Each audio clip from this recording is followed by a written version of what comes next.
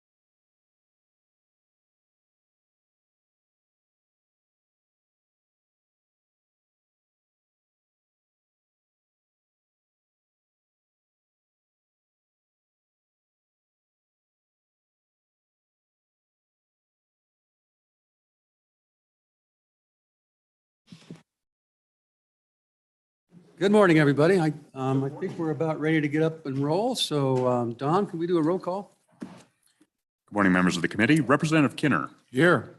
Representative Larson. Here. Representative Schwartz. Here. Representative Simpson. Here. Representative Stiff. Here. Representative Walters. Here. Senator Garou. Here. Senator Hicks. Here. Senator Kinski. Here. Senator Steinmetz. Hereby. Co-Chairman Perkins. Here. Chairman Nicholas.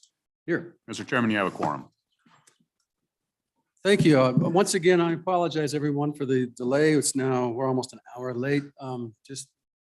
It seems to be the appropriation way, so it happens on occasion. So we'll try to make up speed and make sure that we don't overindulge and get out of here like in the old days at 7 or 8 o'clock at night. With that, any opening remarks, Mr. Co-Chair? Seeing none. We'll go directly to the Gaming Commission. Charlie, please come on up.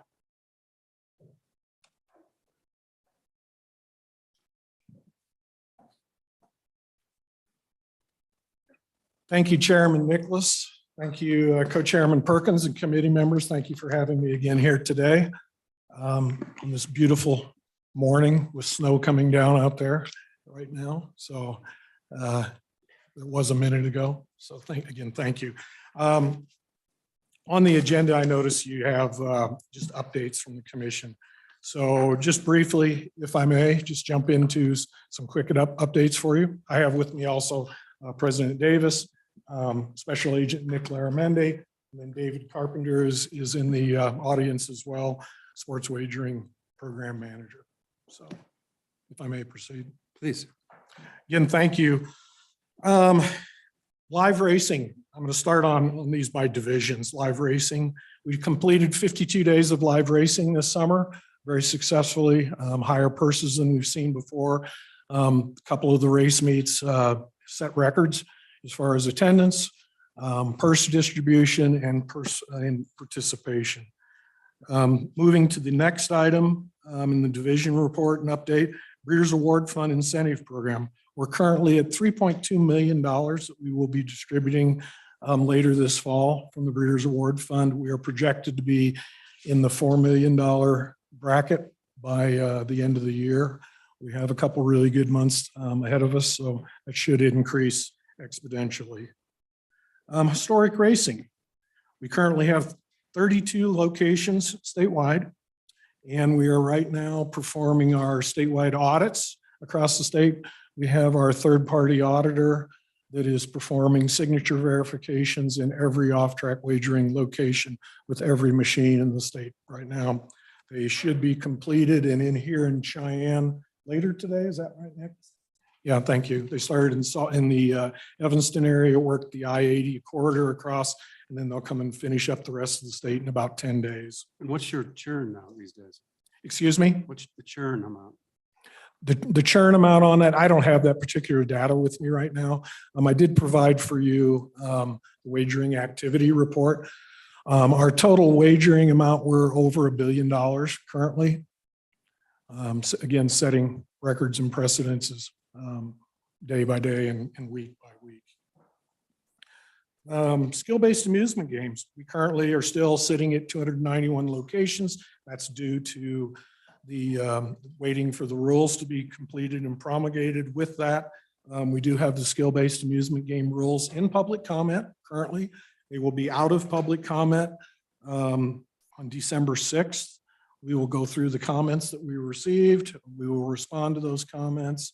And if we don't have any substantive changes, then we'll move those on to the next step, which would be to the governor for his review, LSO's review, and management council's review. Mr. Chairman. Please. Thank you, Mr. Chairman. Director Moore, with the rules being out for public comment, there are a bill before the committee today that if it were to make it through the process, it would be March or so before it was all the way through the process.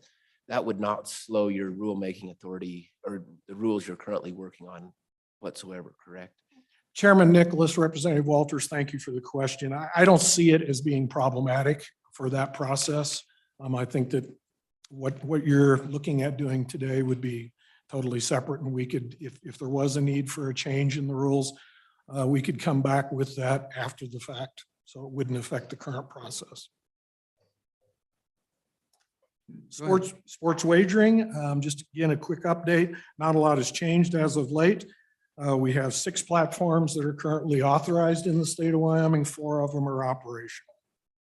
Charitable gaming, charitable side, we are in the process of developing those rules. We will have those set of rules is on our website currently that we're reviewing and considering. They'll be up for consideration at our November 16th meeting. Licensing, as far as charitable gaming goes, it's still a bit of a process in forming. We're putting advertising in local newspapers. We're circulating to the nonprofit organizations in the state, letting them know the requirement for licensing. And we are getting receipts of licenses week by week, increasing. Currently, we're licensing over 2,500 individuals in the state for 2022. That continues to grow. We were after our last update, I was able to employ a full-time license. Oh, excuse me, I'm sorry. Please go ahead. Thank you, Mr. Chairman. Your 2,500 individuals for what? Representative Nicholas, Chairman Nicholas, Representative Larson, that encompasses all of our gaming, horse racing, skill-based amusement games, online sports wagering and everything. So again, moving on with the charitable, we are working with all the local charities to get that information out for the requirement for licensing, and everybody, when we contact them, they're like, okay, no problem getting the licensing done. That's working out well. Conflict of interest. We have been working on a conflict of interest project with the commission. We have on our website, again, it's been a work in progress. Part of it, we have developed the process of identifying conflicts of interest, detailing that a little more to the commission from our commissioners. And then we also have some proposed rules that would go with that. The commission will be looking at the November meeting as well. I started to go into, if no more questions, I'll move into, at the last meeting, I'd let you know that we had 2 vacant positions. I have filled both of those positions at this point. The senior accountant we filled just recently, and that individual started on Monday of this week. We're training her. She'll spend the next 3 to 4 weeks in intensive training. We moved the current, prior to that, we had moved the current senior accounting individual into an auditing position that we had. And so we're shifting some people around. We've also employed as a TPO1 position, a licensing clerk, full-time licensing individual, and receptionist. And we have both of those positions filled, and we're currently filled to our max right now. And in the supplemental budget, I will also be bringing forth some additional staffing and things, and be prepared to get that information to you. Anything new from what our last discussions in terms of number of new employees that you need and whether you're comfortable with your requests? Thank you, Chairman Nicholas. As far as the employees, it looks like to fill it out, and for what I've proposed to the governor was 4 additional employees in the supplemental budget. That looks to be where we're comfortable with right now. You know, it's a moving target. You don't know until you know sometimes, but trying to work with the crystal ball, look at that a little bit and project what we've proposed and what we will be proposing to you all would be a 1 peace officer that would be primarily working in the sports wagering world, doing forensic reviews and law enforcement side of that. It's a similar position that they have used in Colorado, kind of mirroring what the Colorado Sports Wagering Commission has as well, and other states have. And then we look to take our TPO1 position that we have filled, which is a temporary licensing clerk, and move that to a full-time position. And we would repurpose the current person that's in that position into it if everything would go well. and keep the TPO1 for our live race meet, summer racing, seasonal employment. And then the two other positions would be to assist in the inspections across the state. They would be inspectors. We thought about potentially, and again, we're working with law enforcement and different people, but employ these people, potentially maybe an individual in the Cheyenne area that can service all the off-track wagering locations down here, as well as the skill-based amusement games. And then also maybe somebody in the other side of the state, so we don't have so much driving time for individuals and vehicle costs to go into that. So I think we're in a good spot. Okay. All right, please proceed. Any further questions? That's what I have on the updates at this Okay. point. Just something, that I brought up at the last meeting too. The National Council of Legislators from Gaming States. I did provide you a handout during the last meeting. That's a very good group, and just wanted to let you know. One of these days I'm going to go. Yeah. So that's all I have. Did you want me to go into any comments on the bills, or do you want to wait till later? So I think we'll pull the bills up and have them presented by LSO and then have your comments. Yeah, that'd be more efficient probably. You bet. So first bill is on the agenda list is the parimutuel gaming activities background checks. LSO 0217.5.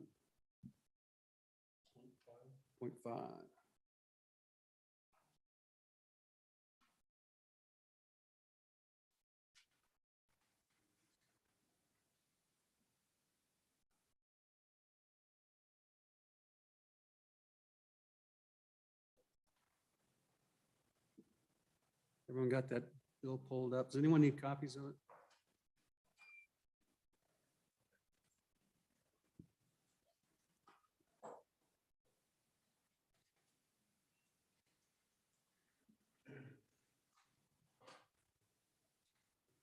Welcome, Brian. Thanks for your patience, Mr. Chairman. Would you like me just to jump in? Yep. Very good. I will start with 23 LSO 217 draft 0.5. This is 2-01 in the online meeting materials. This bill draft specifies the persons involved in horse racing activity. One second, it's 01. No, working draft 0.5. Okay. For the online materials, it is 2-01. I'm with Yep. So, Mr. Chairman, members of the committee, this draft specifies the persons involved in horse racing activities, parimutuel wagering, and other gaming activities who are required to complete a criminal background check. And this draft and the next two are all offshoots of 23 LSO 99, which the committee considered in September. So on page 2 of this draft specifies in 1125-104F that each permittee, licensee, and each person who, because of that person's employment, has access to restricted areas or animals housed on permitted event grounds for horse racing or for parimutuel and sports wagering activities must be licensed by the commission. Then moving on to page 2, line 16, begins a list of employees who, because of their employment, would be required to complete a criminal history background check. Page 2, line 21 is a list of various parimutuel employees, parimutuel agents, exercise riders, owners, trainers, trainer assistants, mutual employees, permittee employees, permittee officials, and parimutuel service vendors. And Brian, just explain the need for the list and where this particular list came from. Yep. Mr. Chairman, this list came from the Gaming Commission, and it was work that the working group assigned to these bills completed. So the list of employees that you see that begins on the bottom of page 2, that comes from them.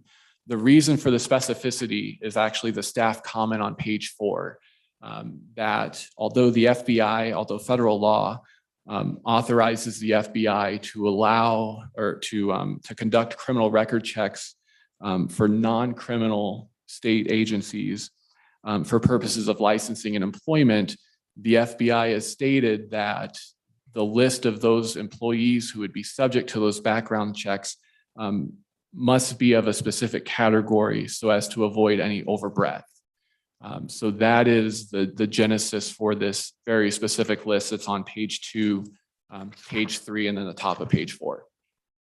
And just to expedite, have you had the opportunity to review the comments that came from the agency for modifications on this bill?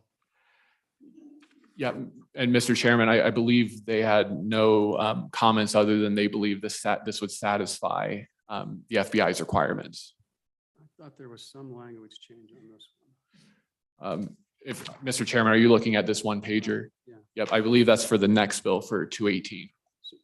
So I do have a question then. We're not working the bill, but just when I read on page 2, line 9 through 12, when I read that, I wonder if it's more encompassing than we think it is. I mean, because it says any person who has access to restricted areas, period.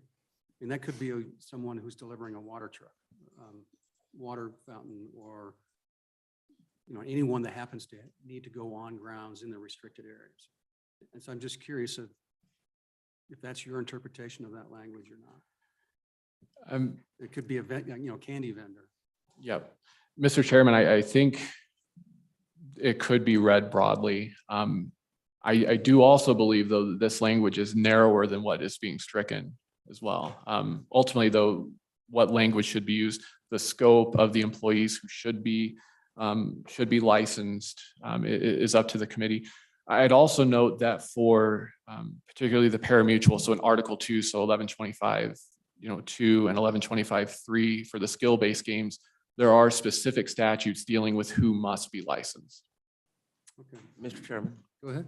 if you read on down on the same page of page 2 in line 16, 17, and 18, it really goes back to address the definition of each person because of the person's employment. And so then it says the following employees because of their employment. And so that's really where this definition, or that's who defines the because of their the person's employment, and that's the list. And so your candy vendor or your water truck vendor or water fountain vendor, I think, would be excluded because they're not on that list.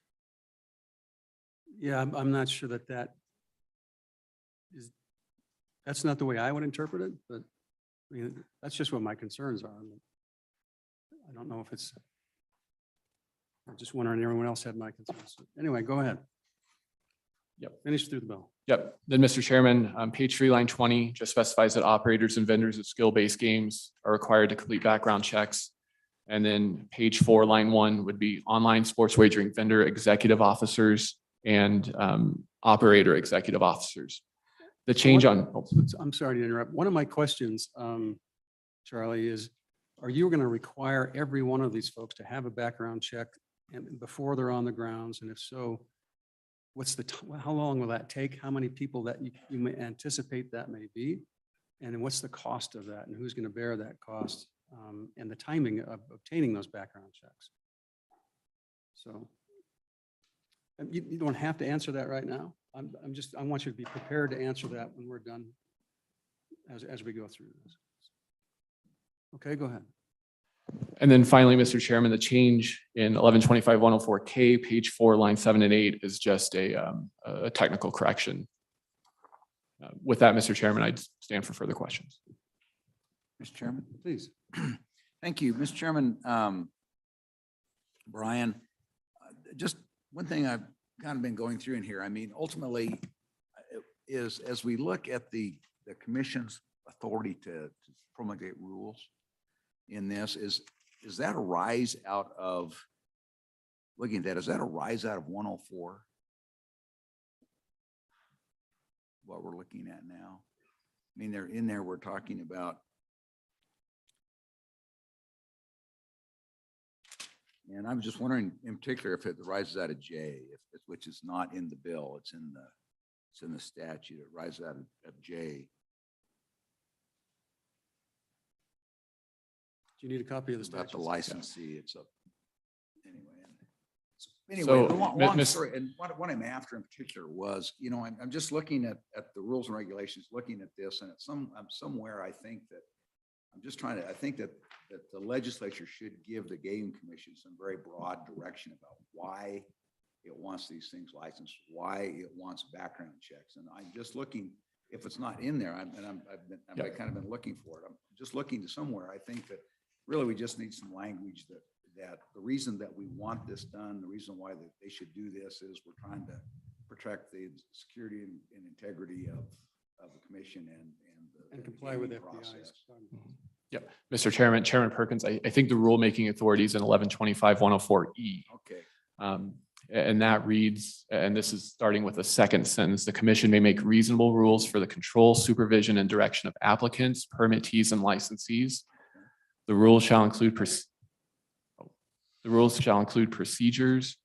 for resolving scheduling conflicts and settling disputes between permittees, for the supervising, disciplining, suspending, fining, and barring from parimutuel events of all persons required to be licensed or permitted, and for the holding, conducting, and operating of all parimutuel events. And what was the citation that again? That was 1125-104E. For E. All right, thank you. Thank you, Mr. Chairman. That's all I've got for tonight. Okay. Any further questions for Brian? Mr. Chairman, Go ahead. just to further answer Co-Chairman Perkins' question, really the staff note on page 4 at the bottom of the page is the reason we have to put this in statute versus their rulemaking. It comes from the FBI's desire to have a more specific list in statute as opposed to in rule. And so we're just really trying to help the Gaming Commission come in line with the FBI so that they can get the appropriate background checks that they're trying to conduct. And that, Mr. Chairman, I think that's exactly right. I'm just looking at this and I'm not finding any broad over, we've got this specific thing, but ultimately, what this is about is we want the regulations to enhance the integrity and security of, in this case, of the parimutuel system. But ultimately, I'm just thinking that we ought to insert some, it may be helpful, but ultimately, we say you've got this broad authority to do this, but it seems to me that when you do that, that the legislature should provide some broad overarching goals or reasons why we have granted that power and to the effect what the rules are supposed to enhance. So obviously the operation, but at the end of the day, the reason we're doing background checks is we want to enhance or to the extent we can enhance and ensure the integrity and the security of the system. That's what I think that's what we're talking about. Senator Groom. Thank you, Mr. Chairman and Mr. Co-Chair.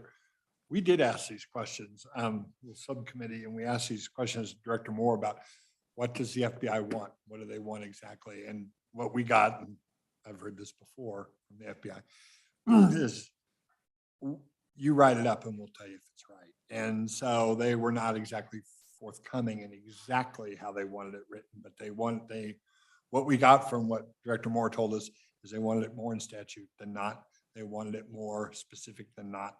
They wanted it more laid out than just promulgated rules. And that's what we just kept getting back. So That's to our me, best attempt. what's interesting about that, when you read the staff comments and the public laws and what the Attorney General for the FBI says, is basically contrary to state law.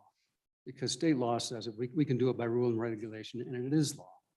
They're telling us, no, we don't care about what your state laws do and what they mean. This is what we want.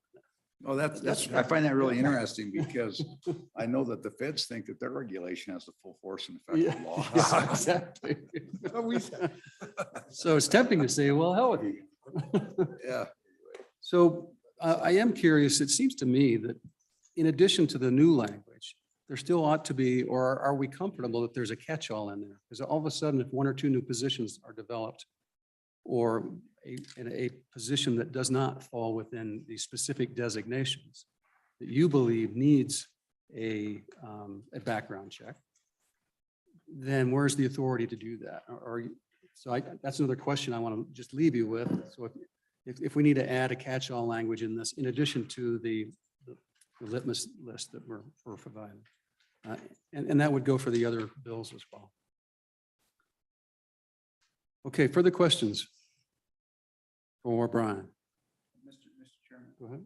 I think that on point, I mean, if you went to line 21 and you simply added the words including, But not the limited. word to. include, you don't have to add, I mean, Yes, yeah. where you have including or including not limited to, my understanding that the statutory construction is the same. And so if you add the word including on line 21, then that's just saying folks like this, but there may be other folks. Line 21. Line on page- 21 on page 2. And, Following parimutuel employees including, or and, just say yeah. parimutuel employees including, and then if you have that, then this is a list that says folks and folks like this. Mr. Chairman, Chairman Perkins, that would work for the parimutuel employees. There's 2 additional categories. So page 3, line 20 is a separate category of employees. Yeah. Same with page 4, line 1. Yeah, so you just, but it's just, be Yeah. conforming language. that So you have. would you just make a note of that and then we'll make an amendment and work the bill? Okay, anything else? All right, any public comment on the bill? Charlie, come on up if you've got any answering our questions that we may have.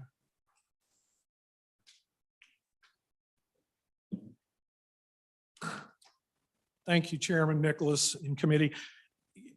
As far as some of the history behind this, and in your question that you had, you know, what the cost is, what are the additional burdens that we would have to the agency? We're already doing this. This is just clarifying for the FBI.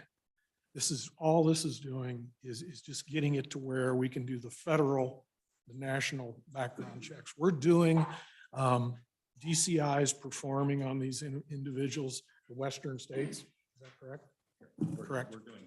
Yeah, well, we're doing both now because of the reprieve that the FBI has given us to continue operating. But, you know, it's just strictly their background check that they're kind of holding at ransom, maybe. You know, And Mr. Chairman, I would appreciate that. And what we're talking about is actually, you know, all we're trying to do is make sure you've got the authority to do what you need Yeah. to do and what we need you to do. Absolutely. And again, Chairman Nicholas, Co-Chairman Perkins, you know, I think at this point where we're at, I think it's covering, I think it's satisfying the federal government. Again, as Senator Drew said, we'll have to ship this off to them and see what they say. They've been slow on getting us any comments on any of our proposals, and they really haven't given us a lot of direction other than what you saw in the document that I provided to you at the last meeting. So, Okay. Any further questions? What is the cost of doing this? And how does it pay for? I'm sorry, 36, Chairman Nicholas, $36. $36? Mhm. That's it for the background check? Go ahead. Thank you, Mr. Chairman. Are we getting those in a more timely manner than we have previously? It's kind of off the bill thing, but how long is it taking you to get those background checks back? Representative Nicholas, Chairman Nicholas, Representative Larson, anywhere from 4 to 6 weeks. Okay, thank you. Okay. Any other public comment? Any other public comment? Seeing none, we'll close public comment. Is there a move the bill by Representative Larson, seconded by Representative Walters? Discussion on the bill. We've walked through it. Do we have any amendments on the bill? So the first, Mr. Co-Chair, do you have an amendment and adding some type of a explanatory preparatory clause? Thank you, Mr. I'm sorry. That's just A preparatory or explanatory clause? right. in the- What I would suggest is that we would include subparagraph subsection E into the bill. And in, I think, when we talk about, and if we go in that first, I think it goes in that first long sentence of E, and just when we talk about the rulemaking authority, I think that I don't have any specific, other than just have, like I talked about, that you would have that we just insert in that sentence. And I'd leave it to staff to do the right place, but as they look at in the rulemaking and permitting process, that just have the purpose to secure the integrity and security of the pari-mutuels, of the pari-mutuel. I think we're in this case, we're in we could say the purpose of this act. Yeah, and Mr. Chairman, Chairman Perkins, I could borrow language from the online sports wagering. One of their rulemaking requirements is procedures for system integrity, system security, operations, and accounting. There you go. Do we want to add a clause, Mr. Co-Chair, and comply with the directives of the FBI? I don't think we want to give them that Yeah. authority over us, even though they have it. We don't want to recognize. All right. We have a second. Moved and seconded on the conceptual amendment. All those in favor say aye. Aye. Those opposed, that motion carries. Any other amendments? So, Mr.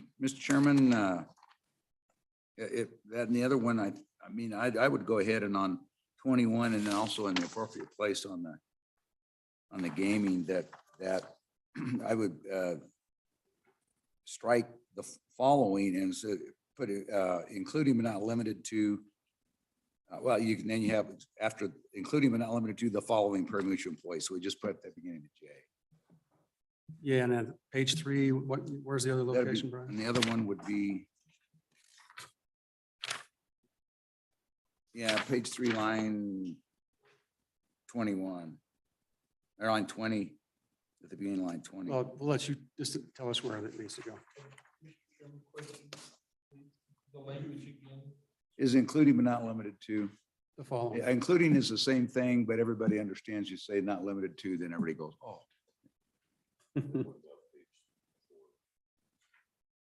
Brian says yes. Yes, Brian. Okay, everyone understand the amendment? Representative Stitt. Mr. Chairman, I guess it seems to me that the amendment creates this catch-all exception, which I guess it's designed to do, but it seems that works against the purpose of this bill, which is to specify the specific categories of people for whom criminal background checks is authorized, because they specifically ask us to avoid overbreadth. And so I don't really see the need. It seems to me the amendment is just So, ill-advised. the problem is we're going to have to change the statute if we come up with one other position. And that- Mr. that- Chairman, I would that's not submit that's logical. maybe the price of That's my first democracy. response. And my other response is, we don't do everything they ask us to do. Well, Mr. Chairman, it just seems like I don't think we want a situation where the gaming commission is decide it wants to do criminal background checks of the dishwasher in the establishment that happens to have these historic horse racing machines. I think we want to avoid overbreadth. We want to be specific about who's in and who's out. So anyway, I think I'll be a no on the amendment. Okay, further comments on the amendment? Seeing none, all those in favor say aye. Aye. Those opposed? No. That motion carries. As amended, any other amendments? Any other amendments? Question called on the bill as amended. Roll call. Mr. Chairman, members of the committee, the vote is on 23 LSO 0217, working draft 0.5 as amended. Representative Kinner, Aye. Representative Larson, Larson. Representative Schwartz, Representative Simpson, No. Representative Stiff, Aye. Representative Walters, Senator Guru, Aye. Senator Hicks, Senator Kinski, Senator Steinmetz, Co-Chairman Perkins, Aye. Chairman Nicholas. Aye. Mr. Chairman, the bill draft is approved for sponsorship, House or Senate. Mr. Co-Chair.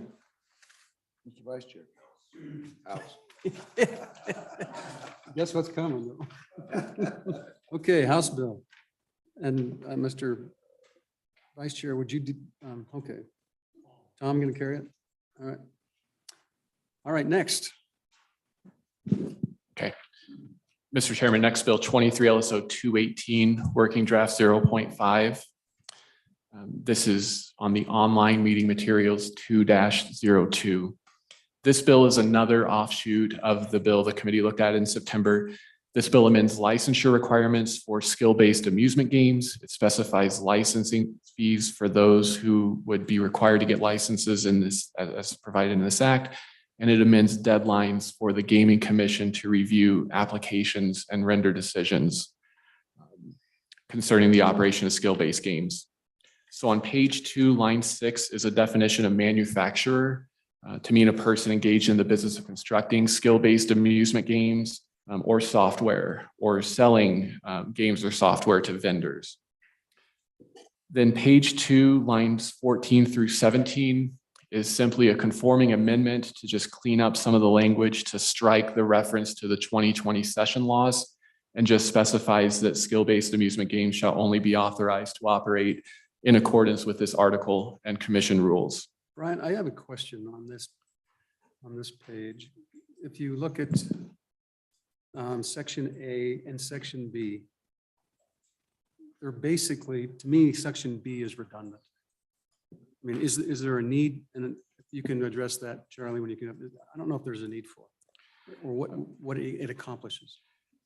Yeah, Mr. Chairman, you know, I suppose I would say A said, you know, it's kind of the affirmative. You can only operate if X. B is if you do not, you know, operate by X, you can't operate at all. Yeah. And shall be removed. You know, the removal language maybe is. But that's implied in A. So obviously you can't do it. If you can't do it, you have to remove it. Mr. Chairman. Go ahead. I mean, and the point would be, I mean, could you fix that simply by at A, just adding, you know, any amusement games not operating in conformity with this subsection shall be removed? Or that would be B, was, you know, games not in compliance with A shall be removed, instead of having the second. So anyway, but I'll defer to Mr. Co-Chair. Okay, go ahead. Yep. Mr. Chairman, then moving on to page 3, line 13, this inserts a new paragraph in 1125-304A that would require employees of vendors who are directly involved in the possession and distribution of skill-based games shall be issued a license, and they would be required to pay an annual fee of $50. So this would require certain vendor employees who are directly involved to be licensed by the Gaming Commission. So Brian, is there a reason why on line 14, you have possession and distribution? So it's in the conjunctive. Does it make more sense to say or? Mr. Chairman, that's a fair question, a fair point. So comments on that, Charlie, when you, Okay. Not right now. You don't have to do it right now. Just, yeah, just follow our questions as we go. Okay. And then, Mr. Chairman, page 3, line 19 is a new paragraph that would require manufacturers, which was previously defined on page 2, to be licensed to construct games and software to sell those in Wyoming to vendors. They would be required to pay an initial license fee of $10,000 and then an annual renewal fee of $5,000. The So, staff. that reminds me, what I'd like to get, and so Charlie, what I'd like to do is have some type of a report from you guys by December, that goes through all these licensing fees and costs and give us comparable data to other places in the United States that do it. Because if we are underselling ourselves or overselling ourselves, I'd like to know what those, what is common, what is typical, and then commentary on the size of our operation compares to the other ones, the amount of money that flows through, just to make sure that we're in the right place. Because I don't know if we've done that full evaluation of that. Because if it should be 20,000 versus 5,000 for certain things, I just think we need to be comfortable in that and definitely not undersell what we're doing. So any comments on that? Go ahead. Thank you, Mr. Chairman. That's the exact stuff that our working group discussed and worked through. That's why we are at 10,000 and 5,000 as we looked at what other states are doing. Very few are any higher than 10,000. Several are slightly lower, but 10,000 and 5,000 for the renewals seem to be industry standard for a manufacturer. So I don't feel like we're underselling ourselves. And that's how we came up with the number. It was not a pull it out of the sky number. It was based on information that the Gaming Commission provided to the working group. So why not 15,000? I'm just, come on, everybody laugh. Overselling. Yeah, we went with industry standard. Yeah. So your point, Mr. Chairman, we could be at 50,000, but we tried to go with an industry standard and not Yeah, stymie fair growth. enough. And that's where we came up with it. Again, it's not out of the blue sky. Okay. All right, please proceed, Brian. And then, Mr. Chairman, the staff comment on page 4 just notes that under current law and then as amended in the previous bill draft, only vendors and operators would be required to complete a background check. And further changes would be needed if the committee would like for manufacturers and vendor employees to be subject to background checks as well. And then the final part of that staff comment, which I believe was addressed by the Gaming Commission in one of their proposed amendments, was just providing more specificity about who is directly involved in possessing or distributing skill-based games. And so on that comment, does the working group have any other suggestions? Or did they?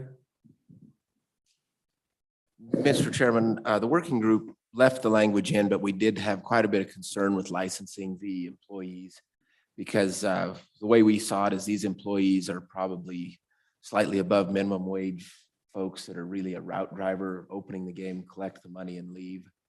The sophistication necessary to actually do any alterations to the game would be rather significant, and didn't feel most of these folks would possess those kind of skills just due to their job type within the business.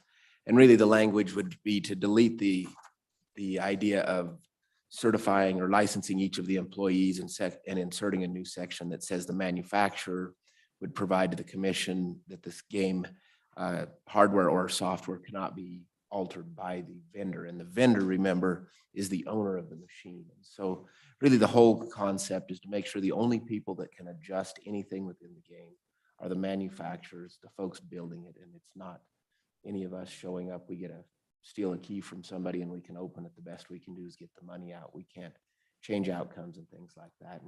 And felt that this started to get a little bit overly onerous on the vendor. And then we had a concern that this was a profit center for the Gaming Commission, that they're charging $50. It costs 36. Yeah, they're only making $14 per background check. But if you turn over your employees multiple times a year, because again, they're just a route driver sent out to collect the money, it could turn into more of a profit center for the commission than necessary, and really not accomplish the security issue that was trying to be accomplished. So that was kind of our discussion. And again, we left it more to get some feedback from the rest of this committee, but certainly we're not comfortable with it in its current form. Mr. Chairman, Go ahead. so a question for members of the working group. Was there any Can you discussion? pull your mic a little closer? A question on that is, was there any discussion about leaving that as a discretionary component for the commission for, we obviously can't foresee every unforeseen circumstances that may arise. In other words, don't make it mandatory to license those, but in certain scenarios that may manifest themselves in the future, that at least give the commission some discretionary ability to license those if they deemed it was necessary. Was there any discussion along those lines at all? Go ahead. Mr. Chairman, Senator. thank you. In answer to your question, yes, we did discuss it, and not just like my fellow working group member was just talking about, we were trying not to make it too prescriptive. You know, there's kind of two trains of thought. One, the person that just comes in and takes the money out of the machine every night. Then, and this is more stuff, actually, I got some information on later, that the game itself, these skill games, that as far as the components of it, has one specific component that runs the whole game itself. And if that is removed, touched, altered in any way on site, the whole machine shuts down. So really, that's where we went back to the manufacturer to say, as long as the manufacturer is their employees have been verified and checked out. That really, the only cause left to worry about then is for the vendor on site who has folks gathering money. Then that is up to them and could be worked out in rules with the commission. Does that help? Mr. Chairman. Go ahead. No. Mr. Chairman, additionally, remember the vendor who is the machine owner is already going to be background checked. And so these are the employees of that vendor. And so really there's a certain onus on that vendor to make sure they're hiring folks that they trust to go collect the money for them. And if that employee is stealing, they're going to be stealing from that vendor. And it puts the vendor at a disadvantage because the vendor is still expected to pay the taxes on it, which will be known to the commission and whatnot. They just will be without the money to pay it because their employees stole it. And so we kind of felt like the vendor carries the responsibility to make sure their employee is the one operating necessarily in a good fashion, or the vendor is the one that really takes it in the shorts, is how I would say. And so, Mr. Chairman, if I may, I'm not worried about the process. Yeah. But I'm worried about the unforeseen process that we can't anticipate. So let me rephrase my question to the members of the commission. Is there any downside or liability to giving the gaming commission the discretion of requiring licenses if they deem that appropriate? So something arises. I'm just asking, so what's the downside of giving them the discretionary ability to go through rulemaking to require licensings if they determine it's necessary? It's a discretionary rule so what's the downside of that? Mr. Chairman, I think the downside is what we discussed in the previous bill, and that is our federal partners that are doing these background checks want the folks listed out in statute who the background checks will be on, and giving that broad discretion goes against what they have instructed our current commission they're willing to do. They want to know who it is based on what our legislative body has dictated versus what the commission has decided. That's what I think the downside is, that the commission, we give the commission the authority in a hypothetical, and the commission says, yes, we want Senator Hicks to have the background checks because we don't know much about him. And the FBI says, we're not going to do it because he's not on your list of people that the legislature has prescribed to be background checked. That's the downside. It's that overly broad area that they are trying to have defined and really put a stranglehold on. So, Mr. Chairman, just one more follow-up on that. So, and I that makes sense to me right up is if they adopt a rule and it's prescriptive enough to address those concerns, do you think that would satisfy, or still not because it's not statutorily? Mr. Chairman, I think that's a great question that we will not know until we do it or don't do it. And then they will come back and tell us if they agree with what we're doing. They have thus far not been very willing when we ask questions, and this really is information that the commission has shared with me, so I'm just repeating what they've shared with me. And they have gone out and said, if we do it this way, will that be okay? The response has been, I don't know. So they wait until we do something affirmatively, make the action, then they decide if they like the action that's been taken. They have not been willing to have a back and forth discussion on these kind of issues. So I can't say how they would respond, but that to date, based on the information the commission has shared with the working group member and I, has been the dialogue has not been there. It's been a try it and see, trial and error. So, Mr. Chairman, I would ask if we could have Charlie, if he would like to opine on this subject. Would you like to opine on this subject? Okay, well, go ahead, since we're on it.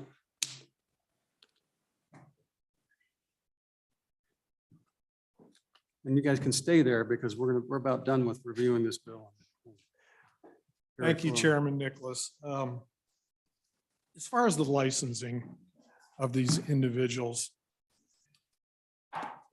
it's a incredibly important piece of regulatory structure. In all states, whether it's lotteries, gaming, licensing of individuals that are participating is the foundation. It's the brick and mortar. It's that lower end foundation that provides the integrity. And so licensing these individuals is industry standard. If you go to the Wind River Casino, again, different type of wagering, every employee is licensed. They're actively functioning and working on those machines. If you go to historic racing locations across the state, if you have access to the machines, you are licensed. If you have access to the computers behind the designated areas, you are licensed. If you have that access, you can manipulate. By definition of these, of all these devices, it requires player interaction. So by that definition and by that process, you have to, you can manipulate. Somebody can manipulate a machine because there is player input. If there was not the ability for a player to do it, have input in these terminals, then they're just a game of chance. Because it's just boom, boom, boom. So you can affect these. Now, what's the liability? What's the level of that liability? Obviously, with skill-based amusement games, it's a $3,000 max bet, or max payout, excuse me, small number of machines. But again, going across all of the activities that we regulate, people are licensed. And so these individuals, and my proposal would be to define directly involved, which means any person who maintains, comma, services, comma, or has access to the inner workings of a skill-based amusement game provided by the vendor at a permitted establishment in Wyoming. That would be my way of delineating that enough that I think that the FBI background check would allow for it. And then that elevates the integrity, the public safety of this. So, I respectfully, submit those opinions as the agency. We have barbers, we have hairstylists who are licensed, we have guides and outfitters. They're protecting, and we do that for protecting the public interest. So, excuse me, I just want to understand, Charlie. So, Yeah. so let's assume this is a bar owner and they've got 4 machines in the bar. Mhm. And he has 3 different staff members, because they're all part-time workers, who go in and open the box. They're not access to the inner workings, but have access to the money drawer, takes it out. It may be transferred electronically. I don't know if they're not really cash machines, but either way. So you want each one of those individuals to have a license to do that?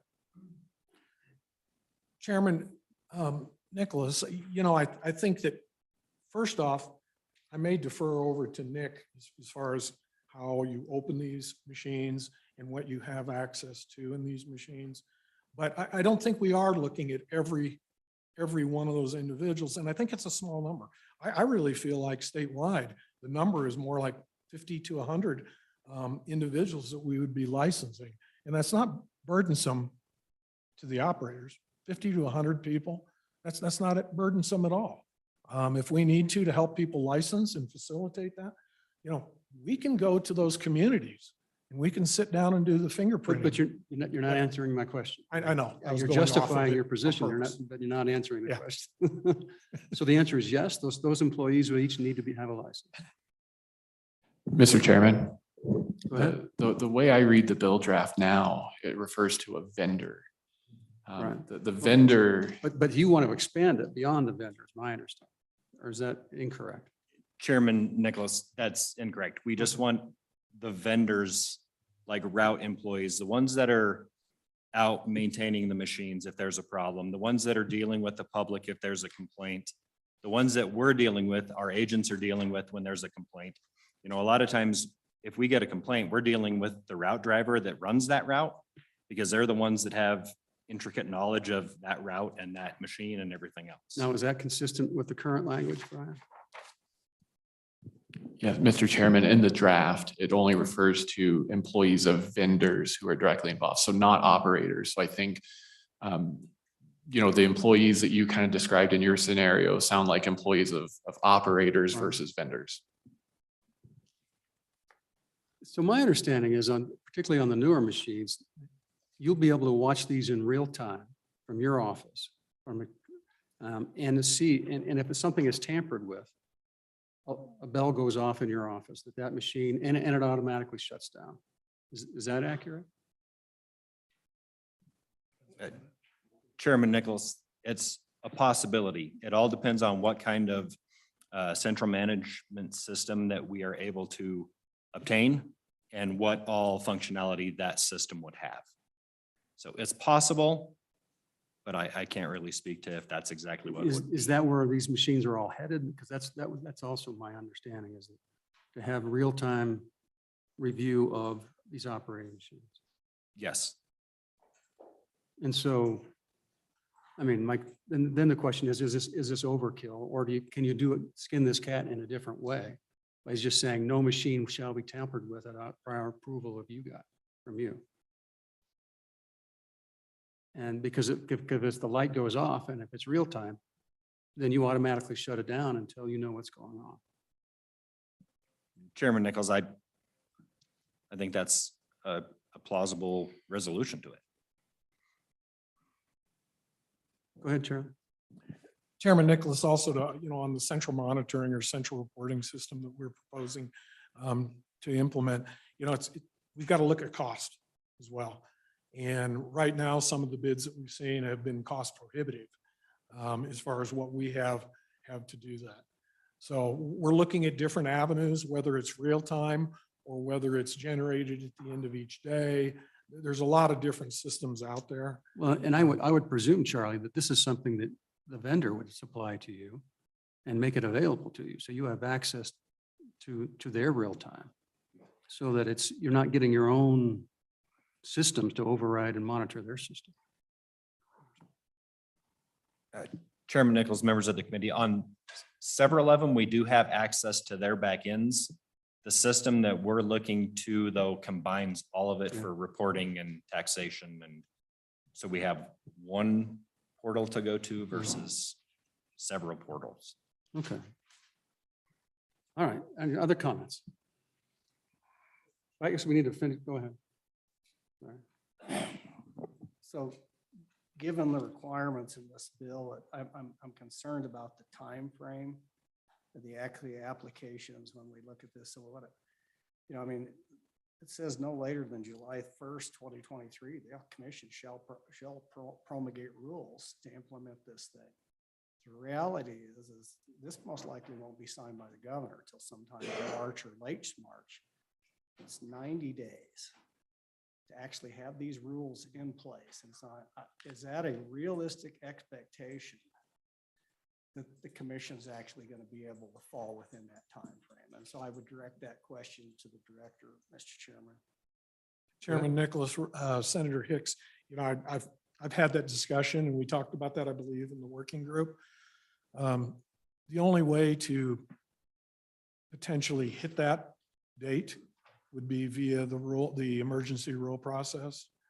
And there's a lot of people that have to sign off on that. It's out of our control. So it would be difficult at best to make that. Even as we know, we've done September 1st rulemaking on fairly large situations, and we've been able to hit those dates and do that. So it'd be tough to hit the one that's here. Mr. Chairman, Go ahead. to additionally address that concern, our working group recognized that was an issue. This is one rule that would be coming forward. It's not an entire new industry. It would be a modification of the existing rules. To do that through an emergency process, we thought was adequate. And just to keep with the drafting guidelines of what we typically do, basically every law that is passed is going to be effective on that date. having multiple effective dates for different laws becomes cumbersome to the general public. And so we felt from a consistency standpoint, because there is a mechanism to allow for that rule to be in place for an emergency process, that it made the most sense to just continue with our standard drafting policy of when we make things effective. So I, That was our rationale. when we go to public comment, I'd like to hear from the vendors and operators, if it'd make more sense if this would go into effect January 1, 2024, or some other date to make this work, to go through the regular rulemaking process, just as an alternative concept. Mr. Chairman, Go ahead. Mr. Moore, I've got your memo here and I'm trying to make sure I understand what you're asking. In red on your memo, you have reproduced the exact language that currently appears in the bill draft on page 3, beginning at line 13. And above that in black, you have a definition of directly involved. And if I understand it, you want that sentence just defining directly involved inserted into the bill. If that's correct, where did you want it inserted? Chairman Nicholas, Senator Kinski, thank you for the question. I probably should have flip-flopped the colors in there for everyone, and I noticed that this morning when I was reading it myself again. But, you know, I don't necessarily know where we would want to put that, other than maybe in the definitions, potentially to define that. Mr. And Chairman. so that's why I left it out there Thank- like that, because I wasn't exactly sure LSO could maybe Thank you. find this. spot. Thank you, Mr. Chairman. I'd like Mr. Fuller see if he has a suggestion on where that language would go. Go ahead, Brian. Yeah, Mr. Chairman, Senator Kinski, we could just add it page 2 after line 9. Or actually put it before line 9 to keep it in somewhat alphabetical order. Yeah. It'd just be a new paragraph. Thank you, Mr. Chairman. Thank you, Brian. Okay, Brian, any other questions before we finish walking through the bill? Yep. Mr. Chairman, two more things. First, page 4, line 30 through 33. This extends the time that the Gaming Commission would have to make a decision on an application or a renewal application for an operator permit, vendor license, manufacturer license, or skill game decal. Extends that from 60 days to 120 days for making a decision. Page 5, the rulemaking authority has been discussed. It does include the not later than July 1, 2023. And then the bill would have a split effective date where that rulemaking would be effective immediately. Okay, go ahead, Mr. We have Charlie Nick at the desk. So just going into the new language on page 3. So we've got, if you go to line 9, beginning on line 19, which is the new, with the new subsection 4, manufacturer shall be issued a license to construct a skill-based amusement games. We've got and software or sell skill-based amusement games and software. And my question is are there separate software vendors that come in and sell software, or is it always bundled that the amusement game and software is always in the same thing? And so the question is because really whether that remains an and or whether that should be an or. And if it doesn't need to be an or, if there's no independent software guys, but if there are, then you end up with the same issue you have in the previous paragraph, where to qualify, you have to satisfy both those requirements. So if they're always together, it doesn't matter. But if they're separate vendors or separate providers in the manufacturing process that needs independent supervision, then that should be an or instead of an and, I think. But anyway, but I don't know if that's, so if you have some advice for us or some knowledge for us, that'd help. Chairman Nicholas, Co-Chairman Perkins, most of the time they come as a bundled package. The manufacturer of the terminal is also the manufacturer of the software, but we do have some that buy a terminal, source a terminal from one location, and the software is developed by another company. So then finish that. So does or work better? I believe or would work better. Okay, further questions? Any questions for Charlie? We've got him up. We've worked the bill. So we talked about your amendments. Any more comments on your amendments, your proposed amendments? Public comment on 218. Please come on up. and line up so we don't have to, we can move along. We're not exactly catching up with our time schedule yet. Yeah, Anybody else again? Testify, come up and take a chair. now grab a mic. Okay. Good morning, Mr. Chairman, members of the committee. Catherine Wilkinson here today on behalf of Cowboy Scale and Pace-O-Matic. Mr. Chairman, we are in support of the bill. We do think that manufacturer licensing would be a good thing to have in statute. We are opposed to the vendor employee licensing. We believe that the issue that the Gaming Commission has is in regard to the manipulation of the software.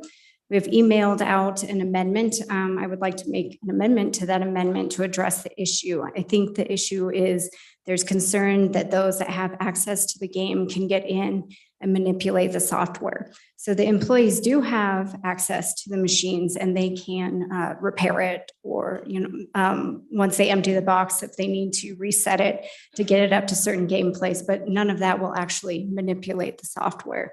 There's one access point on Pace-O-Matic machines that has a little dongle. If you remove that dongle, the machine will shut down, has to be restarted by the manufacturer. If you try to insert anything else into that access point, it will not work because that specific dongle has a TID number that is linked to that specific machine. So our proposal would be that the manufacturer is certifying that the process cannot be manipulated either by hardware or software by remote activation. So if on page 4, line 3, it would just insert the new language. As part of this licensing process, each manufacturer shall provide a written certification that its skill-based amusement game does not possess any hardware feature that can be manipulated activated, or a software feature that can be remotely activated. And then I would propose that you put by the vendor and then delete the remainder of what I had emailed out. And I believe that would address the concern of the Gaming Commission. Mr. Chairman, I believe those are our main comments on the bill, and I would stand for any questions. Mr. Chairman, Please. I'd appreciate a copy of the amendment. I don't have it. Is it just me? Karen? Is this the one, well, it was emailed on Monday. Is it? Okay. And Mr. Chairman, So, and while we're doing this, Charlie, have you reviewed this language or had the opportunity to look at it? Okay. All right, well, it's going to land on your lap in a second. Okay. Well, make sure you get one from Karen.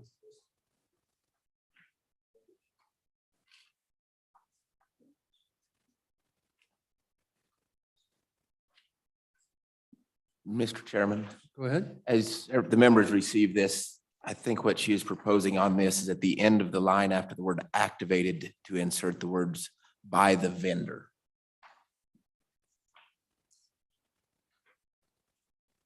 So is that in you, this proposed In the amendment? piece of paper that was just handed to you, if you would add the words by the vendor after the word activated is what is the language she just read By to the us. vendor. Mr. Chairman, and then delete the rest of the language at the end. It's not on. Oh, it's not I on don't- that It's one. already deleted. Oh, okay. Mr. Chairman, just a question about deletion. When you say delete the rest of the language says delete employer. So you're going to delete the deletion? I don't, Mr. Chairman, I'm sorry, I believe that the amendment that you have in front of you already has the deletion in it. So it would just be adding the words by the vendor after activated. And then the proposal of the delete the employer licensing is just deleting that employee licensing section out of the bill.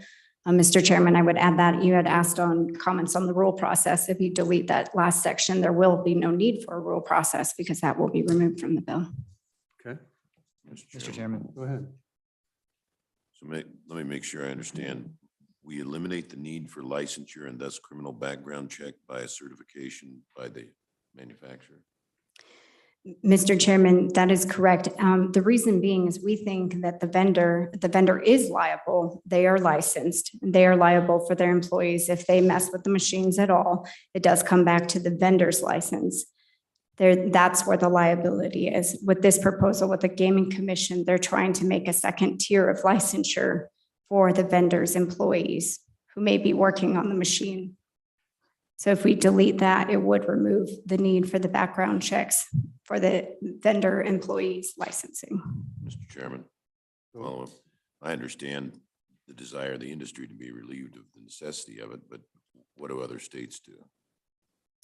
Mr. Chairman, Wyoming is the only state that regulates skill games currently. A lot of them are licensed through jurisdictionally through the courts.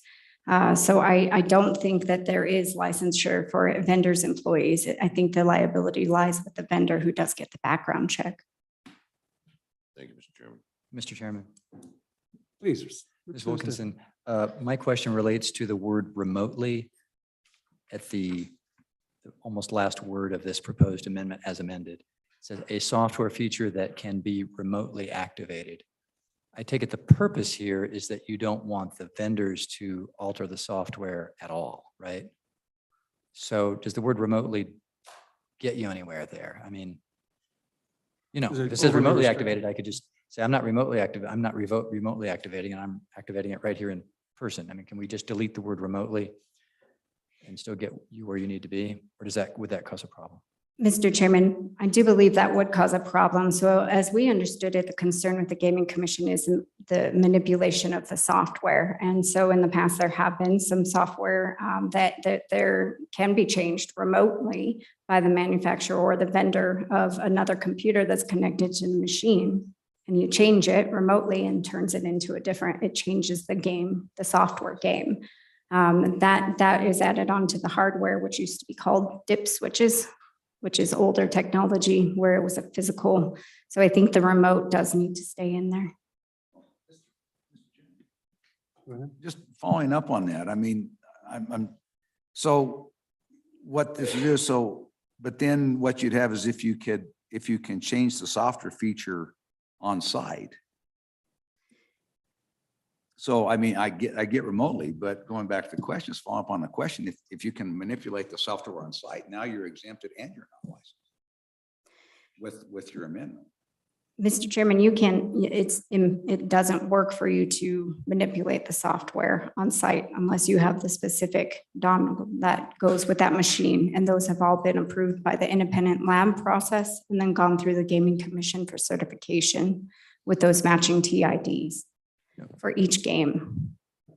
Why can't you just take the back off of it and then plug in with some type of or even with Wi-Fi? Theoretically, if you're sitting there, you can get into it some way, somehow. Mr. Chairman. It's got the right code or some. Mr. Chairman, unless it comes from the manufacturer and it's that specific TID that's matched with that specific machine, the terminal identification number are matched specifically to the machine. So there's one access point. If you remove that dongle, the entire thing will shut down. Go ahead. But I think Catherine, what we're all saying is if it can be done by the manufacturer remotely, then it could be done by the manufacturer on site because they would have all of the stuff to do it physically on site. And that I think is the question we're saying is, so if there's do we want to add it to where they couldn't do it on site as well as remotely? Right, Clark? Yeah, which is if you remove remotely, then you've covered Both. Yeah, Mr. Chairman, that is my point. It seems like that it should be, I mean, some clever person can hack it in person on site and that you want to avoid that. So if we just delete the word remotely, if you deleted the word remotely there, does that somehow frustrate the purpose of what you're trying to do with this amendment? I don't think it does. I think it makes it better, but. Mr. Chairman, I understand the arguments and I think that would be fine. I will have to run that back and can fix it later if necessary, but I understand what you're saying. And I think that would be fine. Well, the other problem that is with your scenario, if we add by the vendor, then that's the only person that that this language if it affects, but if it's a hacker or somebody else. But the hacker is illegal anyway. Yeah. We're right. Yeah. Like Okay. this guy. Further comments? Mr. Chairman, Nick Agopian, I represent S&C Vending. They're currently regulated by the Wyoming Gaming Commission, and they put out software from Bankshot LLC. So as I understand it, just with this discussion here today, maybe it's a good reminder, forgive me if it's not necessary. Today, it's illegal to make any changes to these terminals or the software without commission approval. Today, you can't, like, if you are an operator, somebody in the bar that gets into that machine, makes a change, you're acting illegally. The vendor's doing the same thing. We do support the regulation of manufacturers in this, as proposed here. And I think we support where Pace-O-Matic and Cowboy Skills is going and identifying that. I think we could think back to some oil and gas safety issues. You can engineer your way out of the problem and the risk.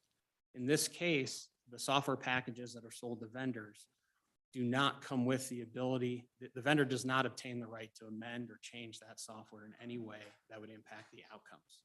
As it was explained to me, they can't even adjust the horizontal access on the screen without calling, the vendor can't do that without calling the manufacturer and having the manufacturer remote in. So I think that's some of the thinking around putting the onus on the manufacturer. I don't want to give the impression that a reasonable amount of background checks is something that is going to shut our business down. But some specificity, some understanding, and looking to address this problem in this way seems like a good first step for us before we would expand. But at the end of the day, our vendors and our operators are currently liable for any of those issues that would come up with the machine. Okay, further questions, Mr. Chairman, please?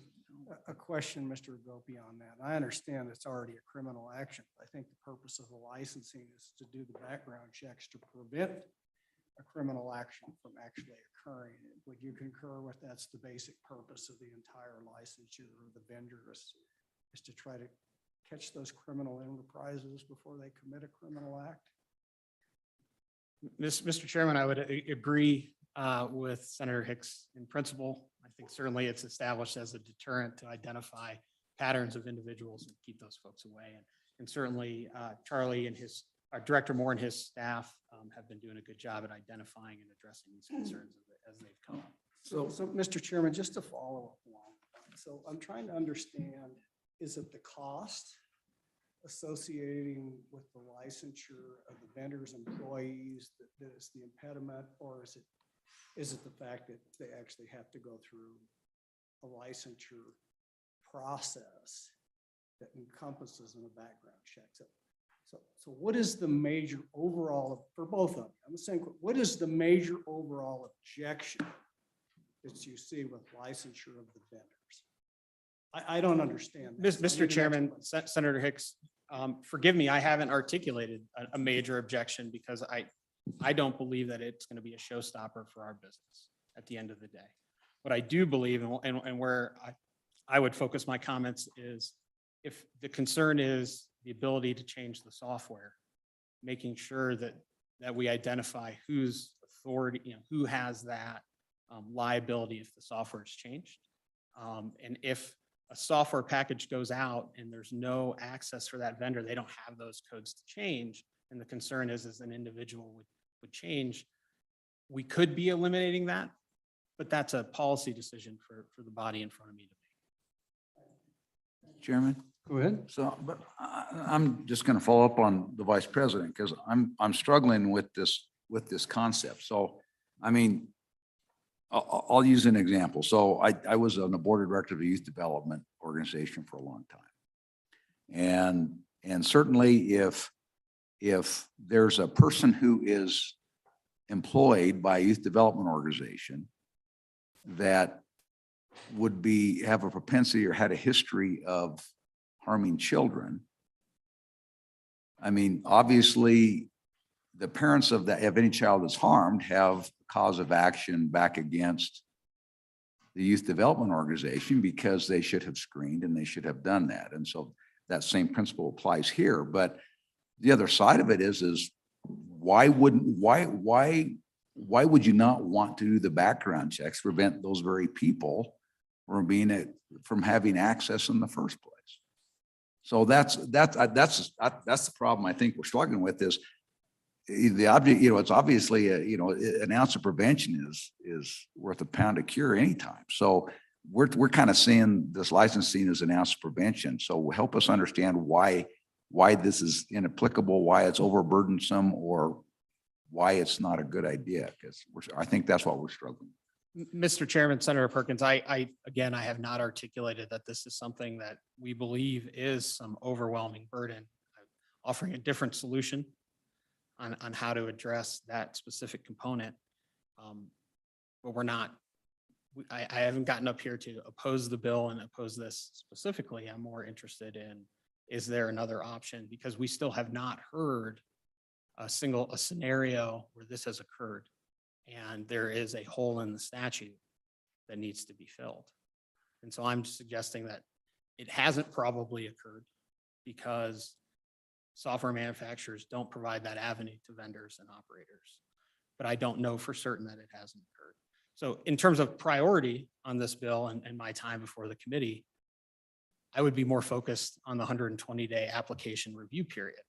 This year, as a manufacturer and regulating manufacturers, represents a huge benefit to manufacturers in their ability to sell these games to vendors and to operators in the state because it's already approved.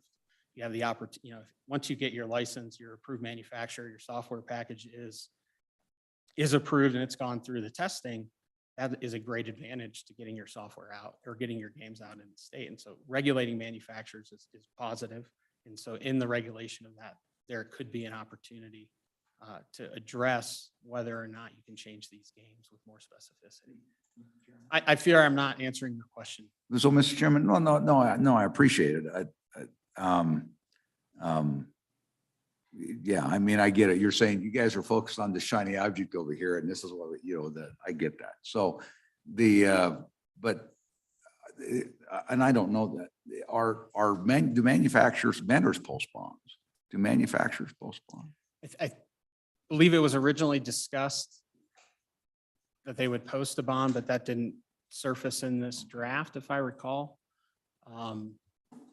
But vendors do, if I remember right. Vendors do post bonds. Nobody posts bonds. Mr. Chairman, Senator Perkins, I don't recall off the top of my head. I believe it was contemplated in the rulemaking that they're moving forward. But we didn't. No. There wasn't a bond amount set. Mr. Chairman, in the proposed rules, if I may, there is a reserve amount that will be held back. I can't recall the amount of it, but it is not bonding. They did do a reserve though. If I may, and that's vendors, I'm assuming. Mr. Chairman, it's vendors because manufacturers currently are not licensed in Wyoming. My recollection is that's just a percentage of the monthly take, and then it rolls. So go ahead. So Nick, if I could, or Catherine, it doesn't matter. I just want to make sure that I see the intent of the bill with some amendments in this. The attempt was to come back and further define who should be licensed in the skills-based games. And we had put in here that because vendors are already required to be licensed, we expanded that to say that their employees had to, for fear that there might be an opportunity for them to manipulate the game in an illegal manner or an unapproved manner. What you've provided for us is that the employee of a vendor does not have the capacity to manipulate the game. That can only be done by the manufacturer, who we are also in this bill now requiring to be licensed.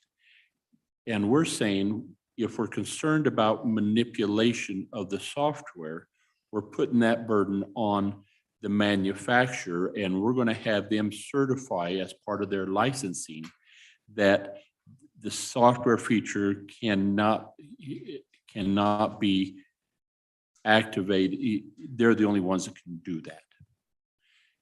Therefore, the need to license, the argument then is that the employees of the vendor really do not need to be licensed.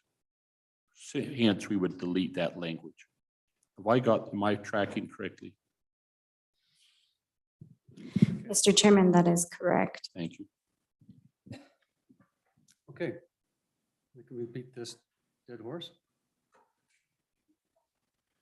Any? Mr. further Chairman, comment? it's a skill not to be underestimated.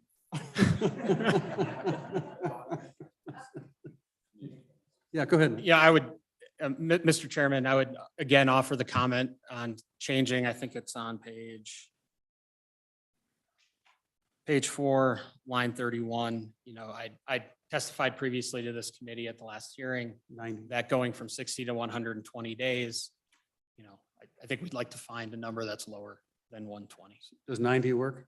I think 90 is certainly better. I think it's certainly important to acknowledge on how hard, how much work that the Gaming Commission is tackling these days, and what all they've been asked to do in such a short period of time.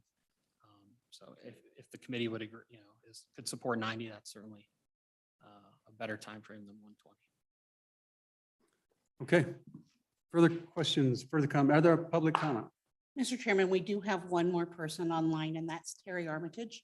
Okay, bring him in. Welcome, Terry. He's in my district. I would go door to door by his house. Terry, anytime you're ready. We see your name, Terry. You're muted. There we go. Can you hear me now? We have. Have you voted yet? Of course.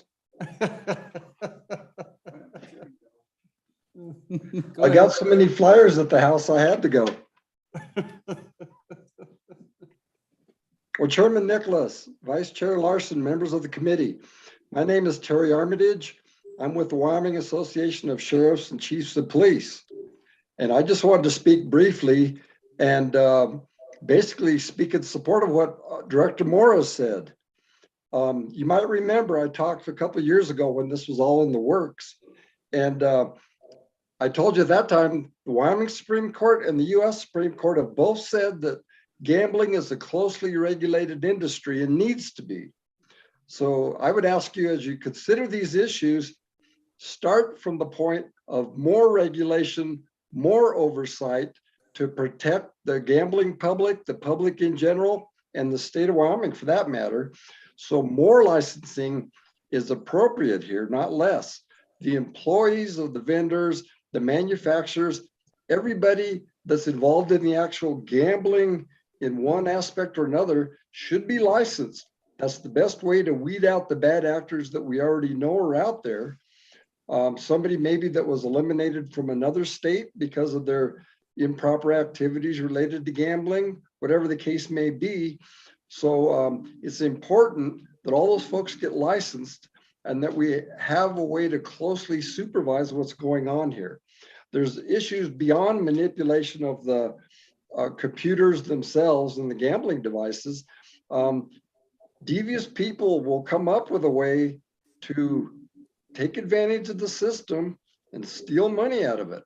And we've got to be aware that the more we can provide oversight and watch what's going on, the less likely that'll occur. So to protect the people of Wyoming, I would suggest, as Director Moore said, let's license the people. The employees that are obviously not the ones that are delivering water or candy bars, but those that in any aspect work with a gambling facility and the gambling machines themselves, we need that licensing to keep track of those folks. So with that, I'd stand for questions. Go ahead, Representative Larson. Terry, with your analogy there, if that individual is stealing the money, he is an employee of the vendor, so he's stealing from the vendor, and it would not impact the person who is benefiting from the game or the gambling individual, right? Maybe not. You know, like I said, people can be very devious.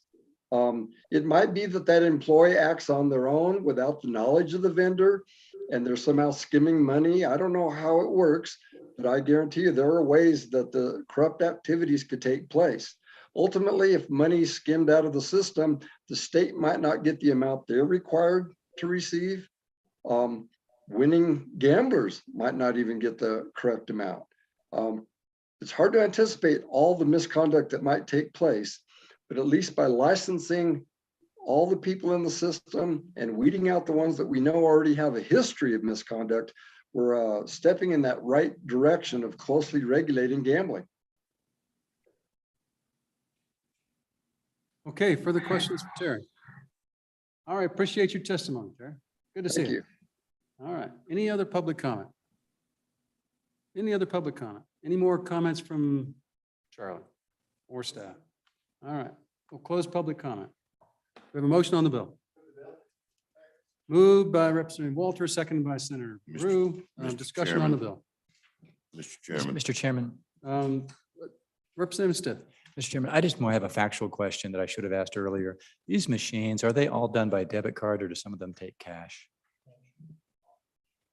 They're all cash. Okay, thanks.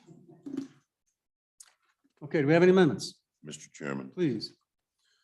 I would move the language provided to us by the director in his memo for the definition of directly involved be inserted on page 2 at line 5 as an additional definition for the statute. Do we have a second?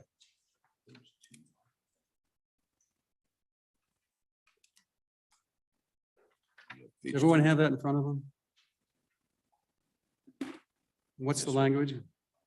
Yeah, Mr. Chairman, I'll go ahead and read it. Quote, directly involved, unquote, means any person who maintains services or has access to the inner workings of skill-based amusement games provided by the vendor at a permitted establishment in Wyoming. Comments on the language? Any comments? All those in favor of the amendment say aye. Aye. Aye. Those opposed? No. Show of hands. All those in favor, raise their hand. 1, 2, 3, 4, 5, 6, 7. That motion, all those opposed? 1, 2, 3, 4. That motion passes. Any other amendments? Go ahead. Start with, I think this was really your motion, but on page 4, line 31, that reads 90 days instead of 121 days. Moved and seconded. All those, any discussion? All those in favor say aye. Aye. Those opposed? That motion carries. Mr. Chairman, my Go ahead. next one would be to basically strike section 2 and section 3. This is the effective dates and move that to July 1st of 2024. So that would be the effective date for all provisions within the bill. I think Is there you a second? suggested January, but I'd prefer to see Okay, I'll just a second normal for calendar. first day. discussion. Mr. Chairman? Go ahead. I would pose that, and the reason being is licensing these manufacturers can happen a lot sooner than 2024. And the ability to get these manufacturers licensed sooner is a benefit to not only the manufacturers and the folks in the industry, but it's also a benefit to the state of Wyoming because it does ease the burden on the Gaming Commission because a manufacturer might be sold by multiple vendors, but if they can license that manufacturer, then they don't have to re-approve and re-review each time a new vendor comes in wanting to use the same manufacturer's game. So it's really a benefit to the commission. And that can be done a lot sooner than 2024. And so I would oppose this motion, and maybe it can be crafted differently, but Well, the question is, from your testimony or discussion, you said it's guaranteed they're going to have to, it's going to be very difficult, is what the director said. And you're going to have to use emergency rules. And so is it appropriate for us to do a cram down and say, we want you to do emergency rules? If January is better, does that make a difference versus July? Mr. Chairman, the only emergency rule would be on the licensing of the employees. It would not affect the manufacturers themselves, I don't believe, in the rule change. Well, Mr. Chairman, and I understand the concerns of the manufacturer, but that's not my concern. My concern is we have a function as an oversight regulatory body to protect the interest of all those that participate and also the interest of the state of Wyoming here. And I think this needs to have a significant amount of due diligence and process run through there with a robust public input through the APA that the agency has to follow. And that's our statutory responsibility to make sure that that happens. And so I'm not comfortable with trying to cram this down and get something cranked out. I understand the manufacturer's concern. It will cost them money if we delay this. My concern is that when we get this done, we got it right and we have an adequate time to get it done right. So. Mr. Chairman, Go ahead. Senator Hicks, we appreciate what you're doing there, and we want, I think we all agree we need to slide it back. Giving them 12 additional months is just too much for me. Would you entertain a friendly amendment to maybe adjust that to January 1st? Give them 6 months more, but not a full 12 months? So, Mr. Chairman, again, that's not my expertise as to what would be a reasonable time to adequately make sure that this is well vetted by the commission and have an opportunity for the public to weigh in on that. So I would ask the director if January 1st is a reasonable amount of time to get this done.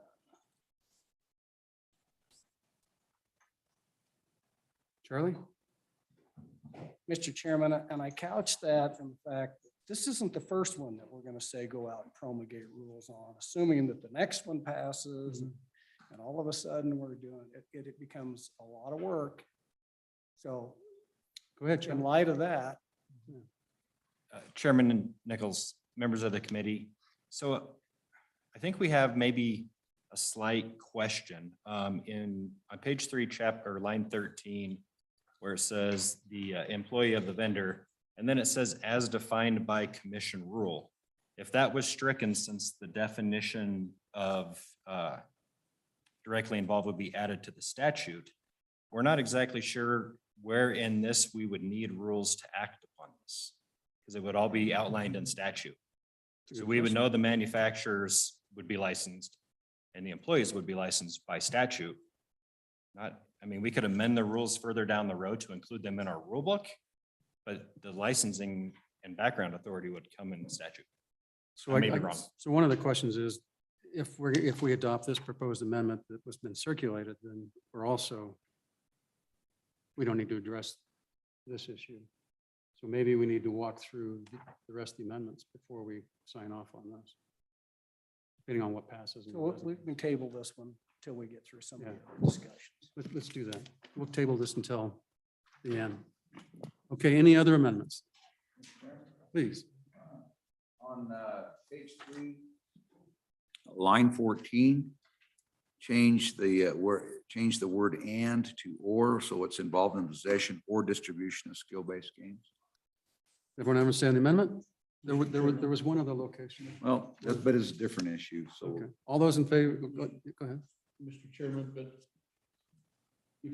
if we could tackle this amendment, if this passes, 3 goes away completely. And so we wouldn't need the or. Mr. Chairman.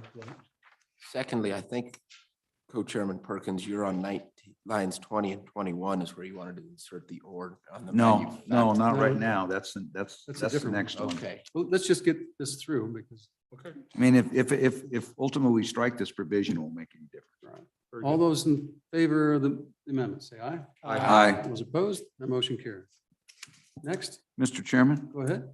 Mr. Chairman, I believe after the answer to my question, I'm looking at probably page 3, lines 20 and 21, and changing the word "and" between license to construct skill-based amusement games or software. So that's the first one. And the second one, Mr. Co-Chair, would it be amusement games, comma, software or sell? well, opposed to constructing or. will be constructing. I will leave that to the drafting I convention. think that's the appropriate grammar. Mr. Chairman, I think since it says construct or sell, I think it's as simple as just deleting the and inserting or. So it would say amusing games or software or sell. Yeah, so it'd be a license to construct games or software or a license to sell games or software. So you added license. Well, that was the reference back to line 19. Okay, all those. Well, so wait a second. So if we do this, I mean, going back, if that's the case, I mean, what we had to do is on line 20. So this is a question, Brian. So on line 20, should we strike the and put a comma? So, which I think is what Mr. Co-Chair is talking about. Right. So construct skill-based amusement games, software, and then you would have a comma, or sell skill-based games or software. Correct. Is that, Mr. Chairman, is That's that? correct. So Brian, I'm asking you, if we do that, have we changed? You know, this is where the Supreme Court gets down talking about commas. So help us out here.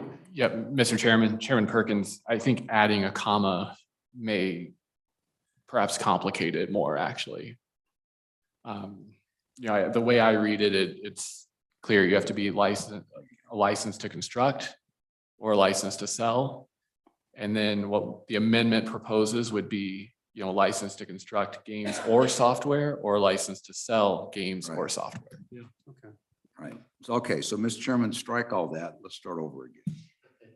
What I would do is I would, on line 20, I would change the and to or, and on line 21, I would change the and to or. Second. Move in second. Any discussion? All those in favor say aye. Aye. Those opposed, that motion carries. Any other amendments? Mr. Chairman? Go ahead. Mr. Chairman, I would propose the amendment that was circulated. And to that, I would make This one here, everyone got it? to that, I would make a slight change, and that would be in the very last line. I would remove the words remotely activated and change that to altered, and then include the language by the vendor. So the last line would say, or a software feature that can be altered by the vendor. So, Mr. Chairman, a question. So this would be to adopt this in its entirety. Mr. Chairman, that is correct. My motion is to adopt what's in front of us. It's in its entirety as I just modified it. Which means that if you go to page 3, line 13, it deletes line 13 through 17. And Mr. Chairman, Representative Stitt. I would move to Well, we should divide the know. amendment so that Division 1 is the new language and Division Okay. 2 is the deletion. Go ahead. Was there a second on the motion to divide? Second, Move in second. Go ahead. I want to make sure now that I'm on the right thing here. So I'm looking at the proposed amendment. The very last line begins activated, comma, or a software feature that can be altered, period, Altered by the vendor. altered by the vendor. All right, I understand the amendment. Thank you, Mr. Chairman. Okay, which one are we doing first? Mr. Chairman, the new language that appears toward the top of the proposed Page amendment. 4, line 3. Correct. And Does everyone understand the motion? All those in favor of the divided amendment, amending at page 4, line 3, say aye. aye. Aye. Those opposed? That motion carries.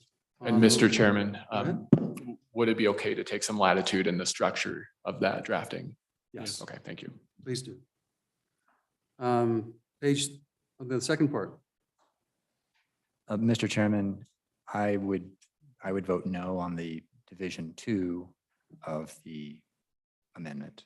In other words, not delete the Don't have to do Roman employees. 3 that's in the existing draft. Comments from the working group?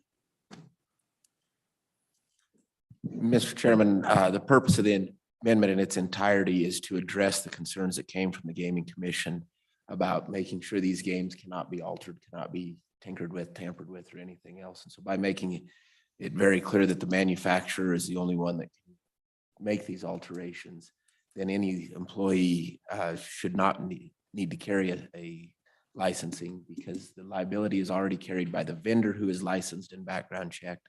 As well, the manufacturer is proving that these machines can't be altered or tampered with. And anything that does occur is going to be criminal in behavior anyhow. And so the vendor's license will be at risk. And most likely it's going to happen by a fifth party well outside of the chain of any of this occurring. And so it will just be an absolute hack and that again will be criminal and there is nothing in statute other than the criminal side of doing criminal behaviors. It's going to address that, but licensing these folks will not change the fact that someone commits a criminal act well beyond this. So I think we've addressed it by adopting this in its entirety, and the need to license the employees is unnecessary at this point. So I would vote against the amendment. Mr. Chairman, on and against this division, and I think Representative Walter said it exactly right, but I think by defeating this amendment, you're helping to ensure that that hack or that little activity will not happen from somebody who's otherwise licensed. And so by leaving and requiring the licensing, you're just gonna, it's just one more step to make sure that if there's that criminal activity, at least it's not gonna be by somebody who's inside the system, which I think is a lot more heinous than outside actors. So on and against that division. Mr. Chairman, Go ahead. I'm a no on deleting the employee vendor licensing as well. This is a deal killer for me personally. I respect what the director said. You've got to have the licensure and the background checking up and down the line. And the longer I heard that these machines cannot be hacked or bypassed in any way, the more convinced I became we needed to make sure there's not a criminal element anywhere in the chain of distribution. So I will be a no on the amendment. Mr. Chairman, I speak in favor of deleting that portion because I'm failing to see where an employee of the vendor can do any harm to the public who we're trying to protect.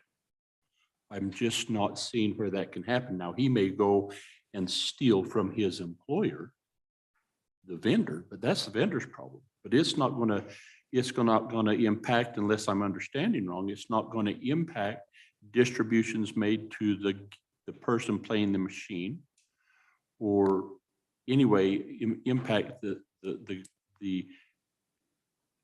people playing it. And so, to our good Senate Chairman's analysis of responsibility on down, this is like telling a car dealership that his salesmen have to be licensed mechanics as well, even though there's nothing they're not doing anything that way. And I just don't see where it's impacting anybody. So I think that it's just adding a burden on the vendor that doesn't need to be there. Further discussion. Mr. Chairman, Representative. and the reason I will be a no on the second Division 2 is that these machines are all cash, and my unfortunate experience in retail is that the cash drawer never balances, and I just can't imagine all the different ways they'll go wrong, and I'm concerned that the tax revenue to the state might be adversely impacted. Although I appreciate the fact that more likely than not, the tax will still be due and still be reportable, but I just can't, I'd prefer that the vendors at least be, I think the licensing requirement, the industry has said that they can bear that burden without undue difficulty. Thank you.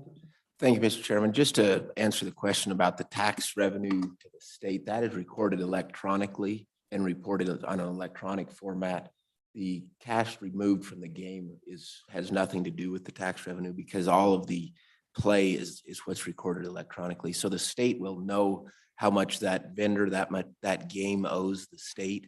The vendor will be required to pay it, whether their employee took the cash from them and they have to go get a bank loan to pay the state taxes. That's that vendor's issue, but the state will know what it is owed and will get paid.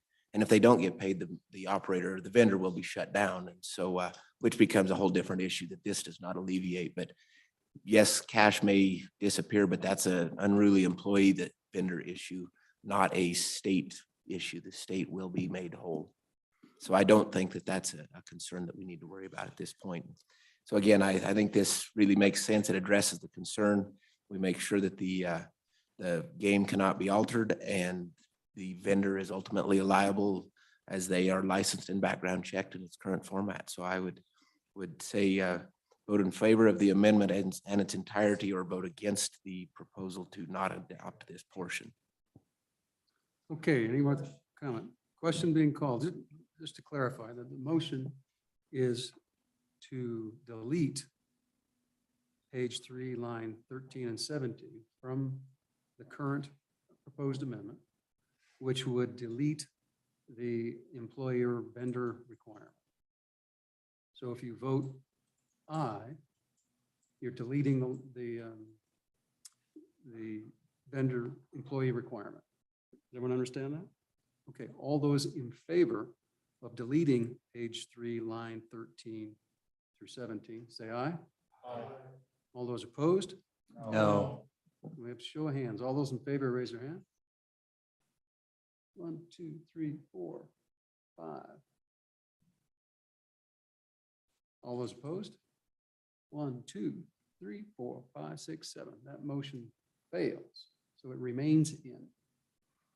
Okay, back on the bill. Go ahead. To change the effective date. Okay, back on the effective date. Mr. Chairman, Go ahead. I'd ask him to table that again for a little bit further discussion on it. And that is, if we go back to page 3, line 15, as defined by commission rule.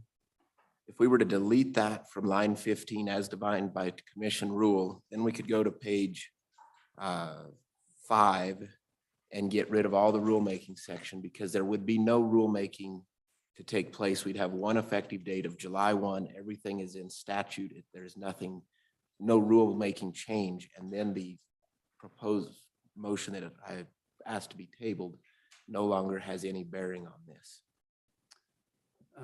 Just a question on that. It seems to me that they may need or desire to pass a rule, even though we don't say that they're going to do it by rule. Mr. Chairman, if I could, I don't know what rule they would be passing. We're saying the employee of a vendor, just as we did a couple years ago, we would spell out who these folks are. We said the vendors would be background checked. They already have their process in place for their background checks. This would just be one more person that would be background checked. There is no rule change to come about. Mr. Chairman, Go ahead. I thought Director Moore, or perhaps it was the investigator, said they did not, I thought they said they did not need the phrase as defined in commission rule on line 15, page 3. Am I mistaken, or was that what was stated?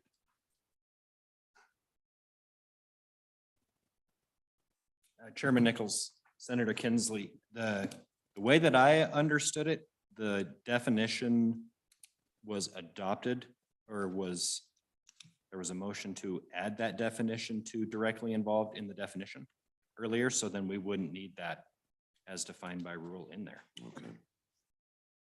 Okay. So, Mr. Chairman, with that, I would make the motion to delete as defined by commission rule on page 3, line 15. Second. And then I would ask staff to make the conforming amendment on the effective dates, because there would be no rulemaking, so the only effective date would become July 1. Does everyone understand the motion? All those in favor say aye. Aye. Aye. Okay, go ahead. A question I have, but again, it'd be for the director. Okay, let's get this done. I'm okay with this. This is a cleanup. So, Okay, yeah. All those in favor say aye. Aye. Those opposed, that motion carries. Any other amendments? So, Mr. Chairman, specific to the effective date, now that we've eliminated the necessary time for ruler, we are now bringing in a number of requirements to issue permits. So we've heard maybe up to 100 just for the vendors, so maybe the top end. I don't know how many manufacturers are out there. Does that still provide adequate? They does that can't hear still you. Provide an adequate amount of time for the commission to get all the infrastructure, software, personnel in place to start the licensure. Mr. Chairman, Go ahead.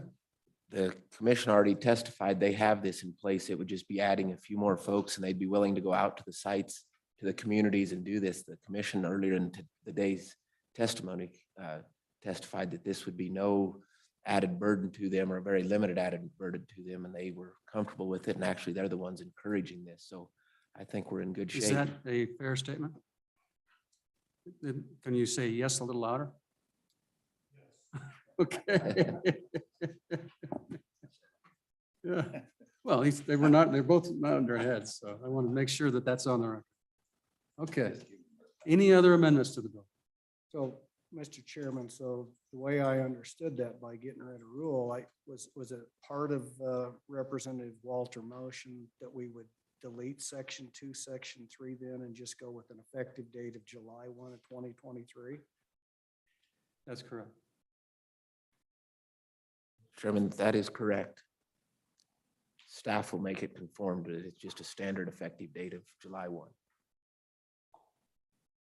And that has passed. And then we have voted on that and passed it. So if you want to amend it, if you have any thoughts on it. None, Mr. Chairman, just as an FYI to Brian, also on page 1, line 5, it says requiring Yeah. rulemaking. He's got it. You clean that up. Okay. Okay. As amended. Roll call.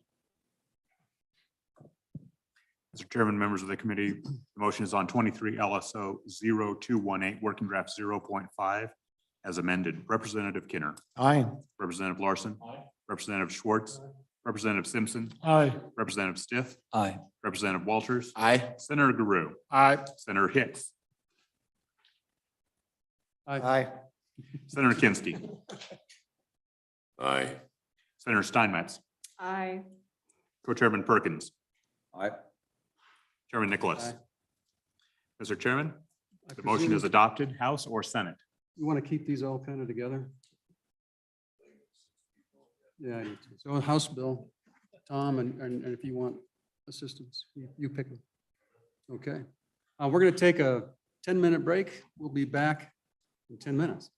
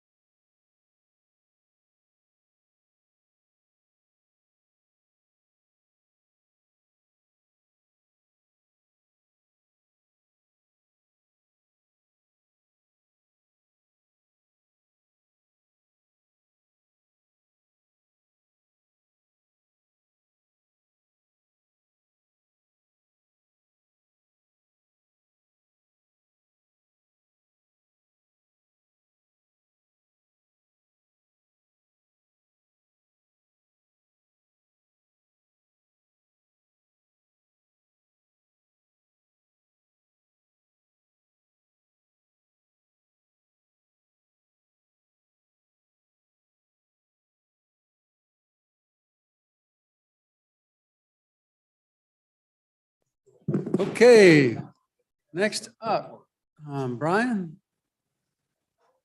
Can't you do this a little faster? Just.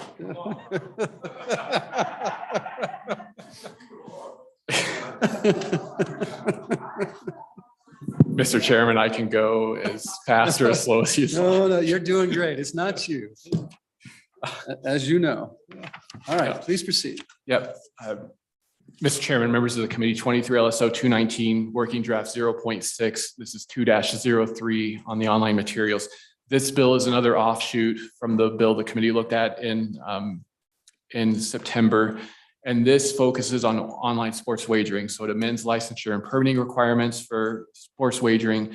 It specifies who is subject to criminal background checks for purposes of online sports wagering. It specifies procedures for calculating revenue, particularly losses, and it amends deadlines for commission review of sports wagering applications.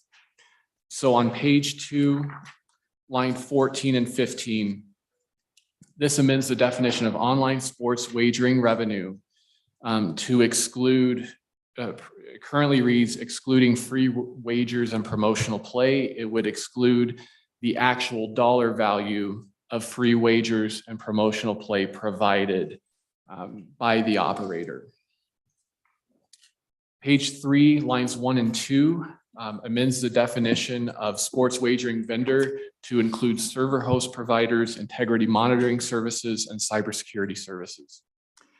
Page 3, line 5 is a new definition of critical component for purposes of which employees are subject to licensure.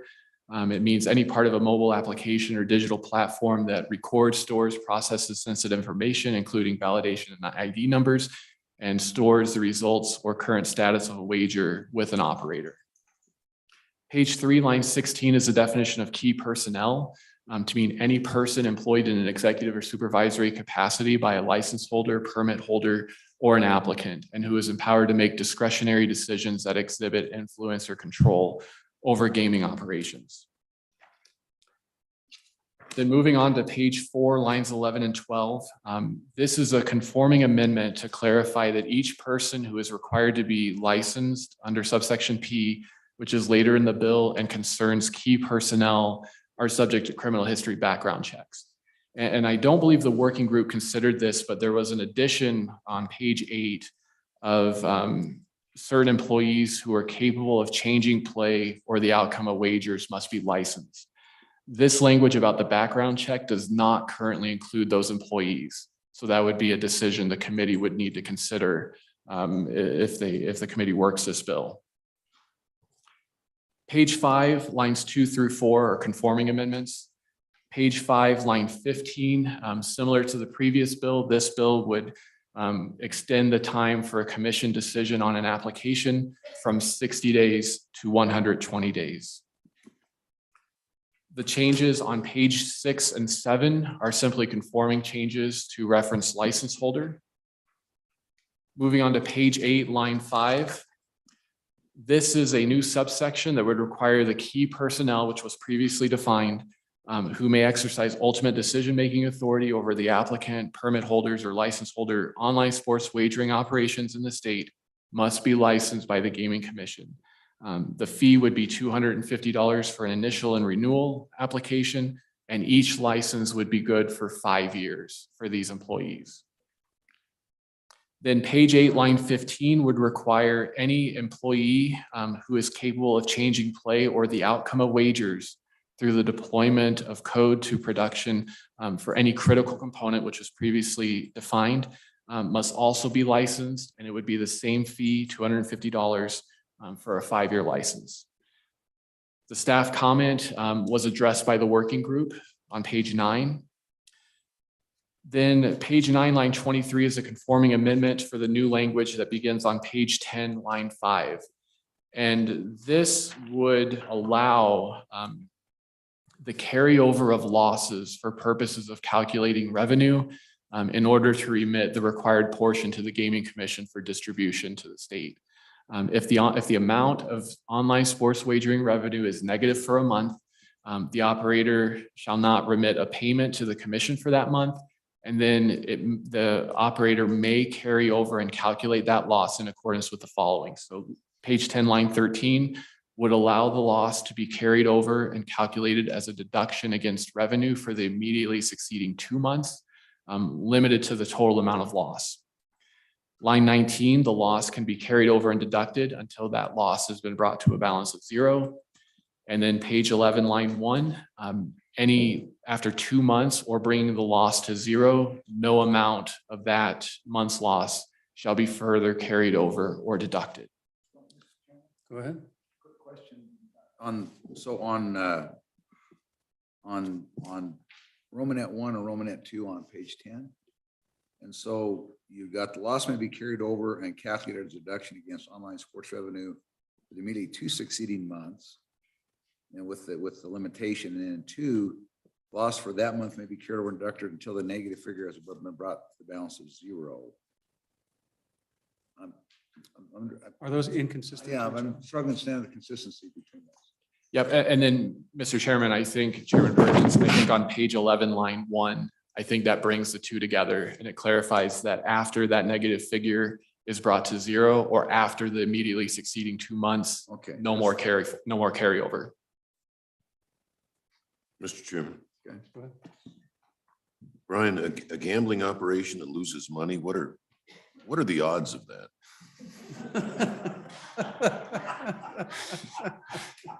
I'm sorry.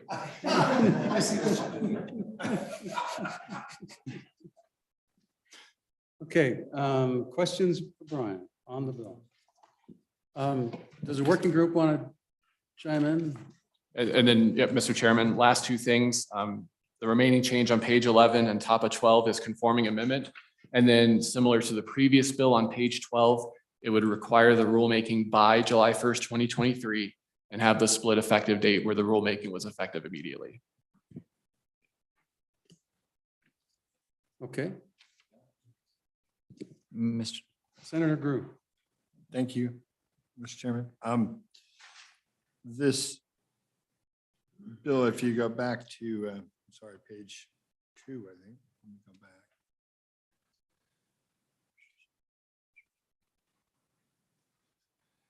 Anyway, the key language is, page 2, line 14. To the testimony that the working group heard today, 2 states are doing what we currently do, and that's allow online gaming services to allow any free play to be deducted from what they pay taxes on. 19 states use the language that we've inserted, we asked to be inserted on line 2. That brings us to parity with 19 other states that allow the dollar value of that free play. And that we felt, the working group felt, was important to bring us to parity with other states, bring us in parity, just in fairness to what the online gaming folks are doing. Doesn't mean that we're hitting them harder. Doesn't mean that we're just giving it away. It just means we're trying to get parity with fellow states that do the same thing. And to us, that was the key to try to bring that parity in that. And the rest is just more conforming language. The other language that was different was to allow them to take those losses and carry them forward if they needed to. And we did talk about the situation where if there was a large loss, like a bet on a big game, where they were to lose and then offer a lot of players free play, that was where that might come into play, where it might take more than a month to take back the wagering dollars. Representative. Mr. Chairman, I just have a question about that same language on page 2, lines 14 and 15. I think that achieves the goal, which I think is to allow the online sports wagering operators to deduct their actual expenses, but not deduct phony expenses. But just this new phrase, actual dollar value of free wagers and promotional play provided. Can you or somebody walk me through an example of that? If I understand it right, what this means is that if the online sports wagering operator offers a $100 free bet on a plus 170 and it hits, then they have to pay out $170. That's an actual expense and they get to deduct that. But if that same $100 free bet doesn't hit and they pay out 0, that they don't get to deduct that. anything. Is that correct? Except I wouldn't characterize it as phony. Mr. Chairman, that is correct.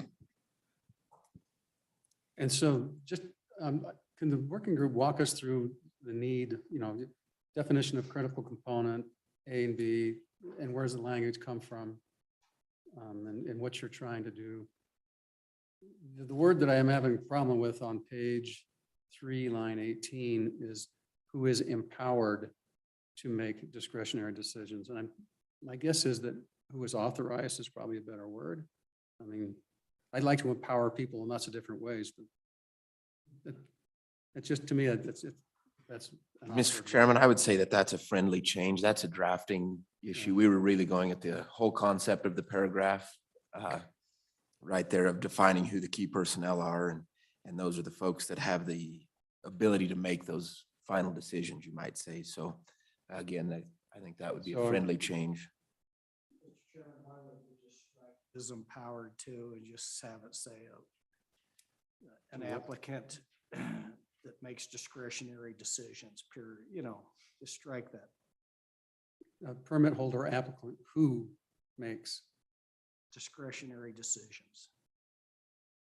yeah, that's fine, just in terms of Mr. Chairman, I just asked the gentleman that drafted it his thoughts because he took our concept and put it into words and on paper, and he may have a legal reason for it. would that be Brian? That would be. Brian, your thoughts? Yeah, Mr. Chairman, no concerns about empowered versus authorized. The one distinction with authorized, who is authorized versus who makes would, if someone makes that, without authorization, if that's some sort of gap. If they make it without authorization, I think there's probably bigger problems, but I think overall the difference is fairly small. Well, would you agree that empowered probably is not a good term? Mr. Chairman, I So do. then the question is what the language that Vice President suggested is a little bit more, a few more changes than just authorized. Yeah. Do you have a preference? So Mr. Chairman, I'm fine with authorized. I think that's a fair change for the You committee. want to do your wording again? Because you took out a few more. I don't care. I hate the word empowered. Yeah, let's just take out empowered. And we'll just say that's a. Yeah, it's a, okay. Any other comments on this? On the purpose and the language that you inserted in here? Mr. Chairman, just to answer your question, those were more just to bring us in line with what's going on in other jurisdictions with those definitions of critical components and then the key personnel. It's just to try and further clarify and make this statute work a little bit better. Okay. Oh, there, Andy. Yes, I'm still sitting on. Can you sit up a little? No. So I'm on page 8, section Q, line 17. And it's about a person who is capable of changing player outcome. And to me, capable is an unknown. We don't know. I mean, because it's not like we're dealing with skill-based games where there's a physical presence in the state of Wyoming. This could be anywhere. Any employee could be capable. So, I don't have language, but that section kind of caught my attention because we're dealing with a very different situation than the skill-based games, where according to testimony, you can't really go in and make any physical change to the game, but we're not going to have monitoring capability of DraftKings, for example.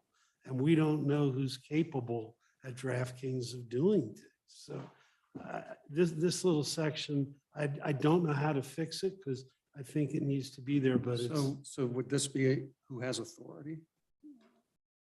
Or? So Mr. Chairman, Representative Schwartz, the initial version of the draft, I believe the committee looked at in September, just simply said key personnel. I don't believe there was a definition of key personnel. And this was, subsection Q was an outgrowth of the working group's work on this bill to clarify, number one, who are key personnel, which the bill generally defines as more executive level employees. And then Q, which was designed to reach people who could, through their technical knowledge, alter technology in some way to change the play or the outcome of wagers.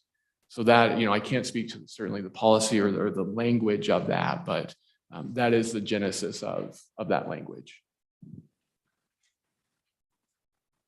Mr. Chairman, and remember, these are employees of that applicant. So if you're hired by that applicant, you are hired hopefully with a skill set to be capable of doing what your job requirement would entail.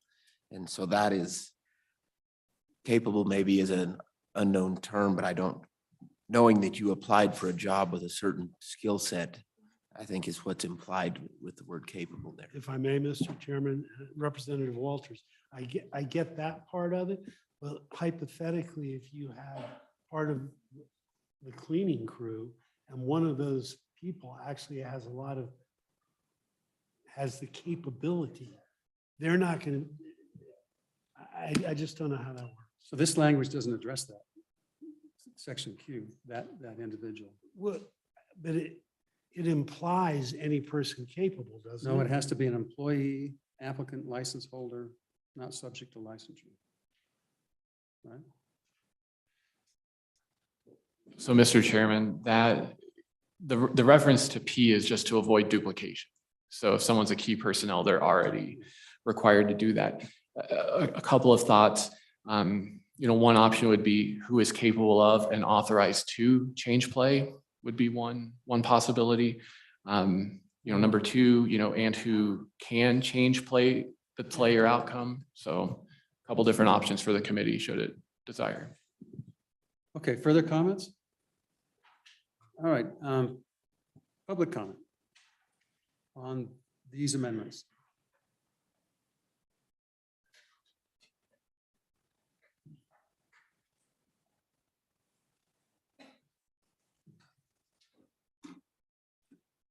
Good morning, Mr. Chairman, members of the committee. My name is Dave Pickard, representing the Sports Betting Alliance. And I do believe that I have online David Prestwood, who is a representative of DraftKings, one of the members of the Sports Betting Alliance. And if Chairman will allow him to be admitted into the room currently.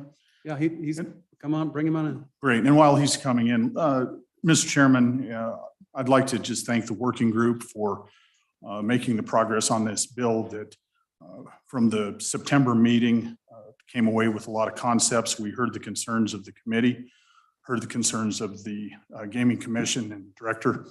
And I think this bill addresses all of that. And in general, we stand in support of the entirety of the bill. And we'll stand for any questions. I don't know. It doesn't look like Mr. Prestwood's been admitted yet. We don't see him. There he is. Okay. All right, there he is. Mr. Chairman, again, I stand for any questions. Any concerns or proposed amendments or? No, sir. You have issues, any concerns about the 120 versus the 90? Mr. Chairman, I heard the discussion from earlier this morning about the 90 and 120 days. I don't think it is a significant concern. We didn't bring that up in the working group. If it's the pleasure of the committee to move that back to 90, that's fine. If there's a substantive reason that the commission would like the 120 days, happy to leave it at 120. And Dave, online, you've got comments or concerns? I just want to thank the working group and everyone for proposing some of these clarifying amendments. I think this, as was mentioned earlier, brings Wyoming into line with a lot of other states and clarifies the limits of some of these things that, the way they were originally intended to be drafted. So I would be happy to take any questions, but no concerns with this draft. Thank you. Okay, appreciate it. Brian, when, on the staff comments, you have anything in particular in mind when you say it may need further clarity? Yep. Mr. Chairman, Where's the unclarity? I guess is my question. Mr. Chairman, that was a staff comment I inadvertently left in. That has been addressed with the Okay. definition of key personnel on page 3, line 16. All right. Any other public comment? Closed public comment. A motion on the bill. Move the bill by Representative Walters, seconded by Senator Grew. Discussion on the bill, Mr. Chairman, please. I'm wondering, I'm trying to go through the bill here, but it does has, again, authorized rulemaking reflecting our last discussion and stuff. And so what is the nature of the rulemaking that would have to take place by the commission for this to go in? And based on the outcome of that discussion, then we can have a discussion about the effective date. So some clarification on that. So the question would go to, I think, the director. Yes. What rulemaking do you anticipate as a result of this amendment, and how, I mean, and what do you envision is needed, if anything?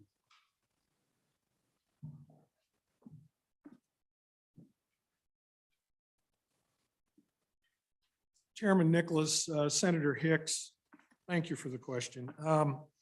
As far as what it would take to do the rulemaking process, this is a little more difficult, obviously, than the previous bill we'd considered. So there is some nuances that we're probably going to have to put in rules, but I think still the enabling statutes are clear enough at this point to where we could continue we could start licensing those people initially. We could start doing exactly what we need to do with the statutes. I need to go through it a little deeper at this point to come up with the exact how much time it might take to do this. If you don't mind, get back with the committee. So as I read this, though, you can effectuate it just because you're complying with the statute. But if there are gaps or holes or things you may discover as you move forward, then you can do that through the rulemaking process without interfering the operations of the program. Is that fair? Chairman Nicholas, I believe that is correct. Yes. Yes. Further questions? Just clarification. Go ahead, Senator Green. Thank you. Director Moore. Right now, all the companies that are in this space right now are all licensed by you currently, correct?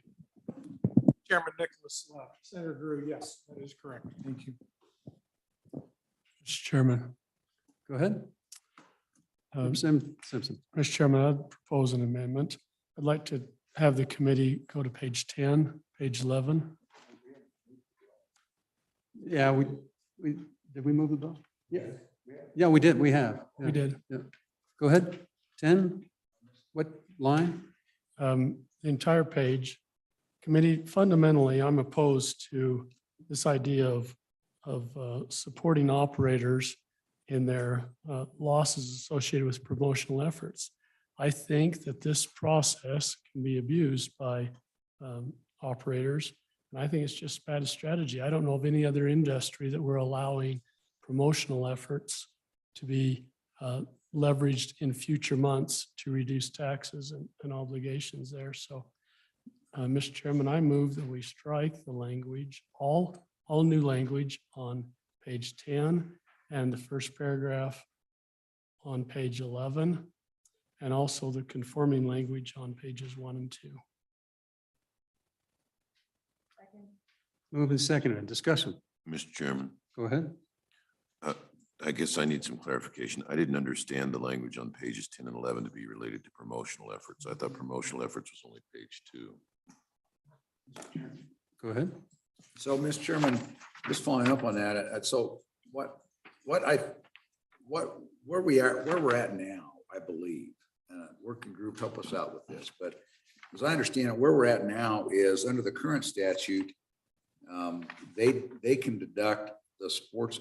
So if you go to page 2, line 12, That's the definition of online sports wagering revenue, which means the total amount of well wagers placed. And if you look, the only thing that was deducted from that was excluding free wagers and promotional play, minus all payments to patron, minus applicable federal excise taxes. So you're saying you're going to be taxed on sports revenue, but here's your permissible deductions.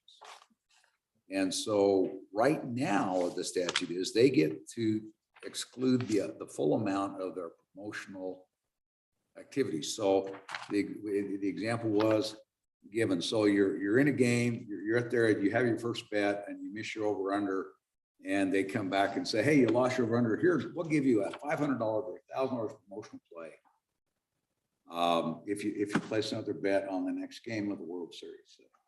And so you do that. Well, they get to deduct that $1,000 under the current statute. I think what the change that you have on 12 committee is that you're saying what happens is you only deduct the actual value of that. So ultimately, the person who placed a promotional bet has to win, or it's no out-of-pocket cost to the wagering person, where to the online betting platform or the vendor.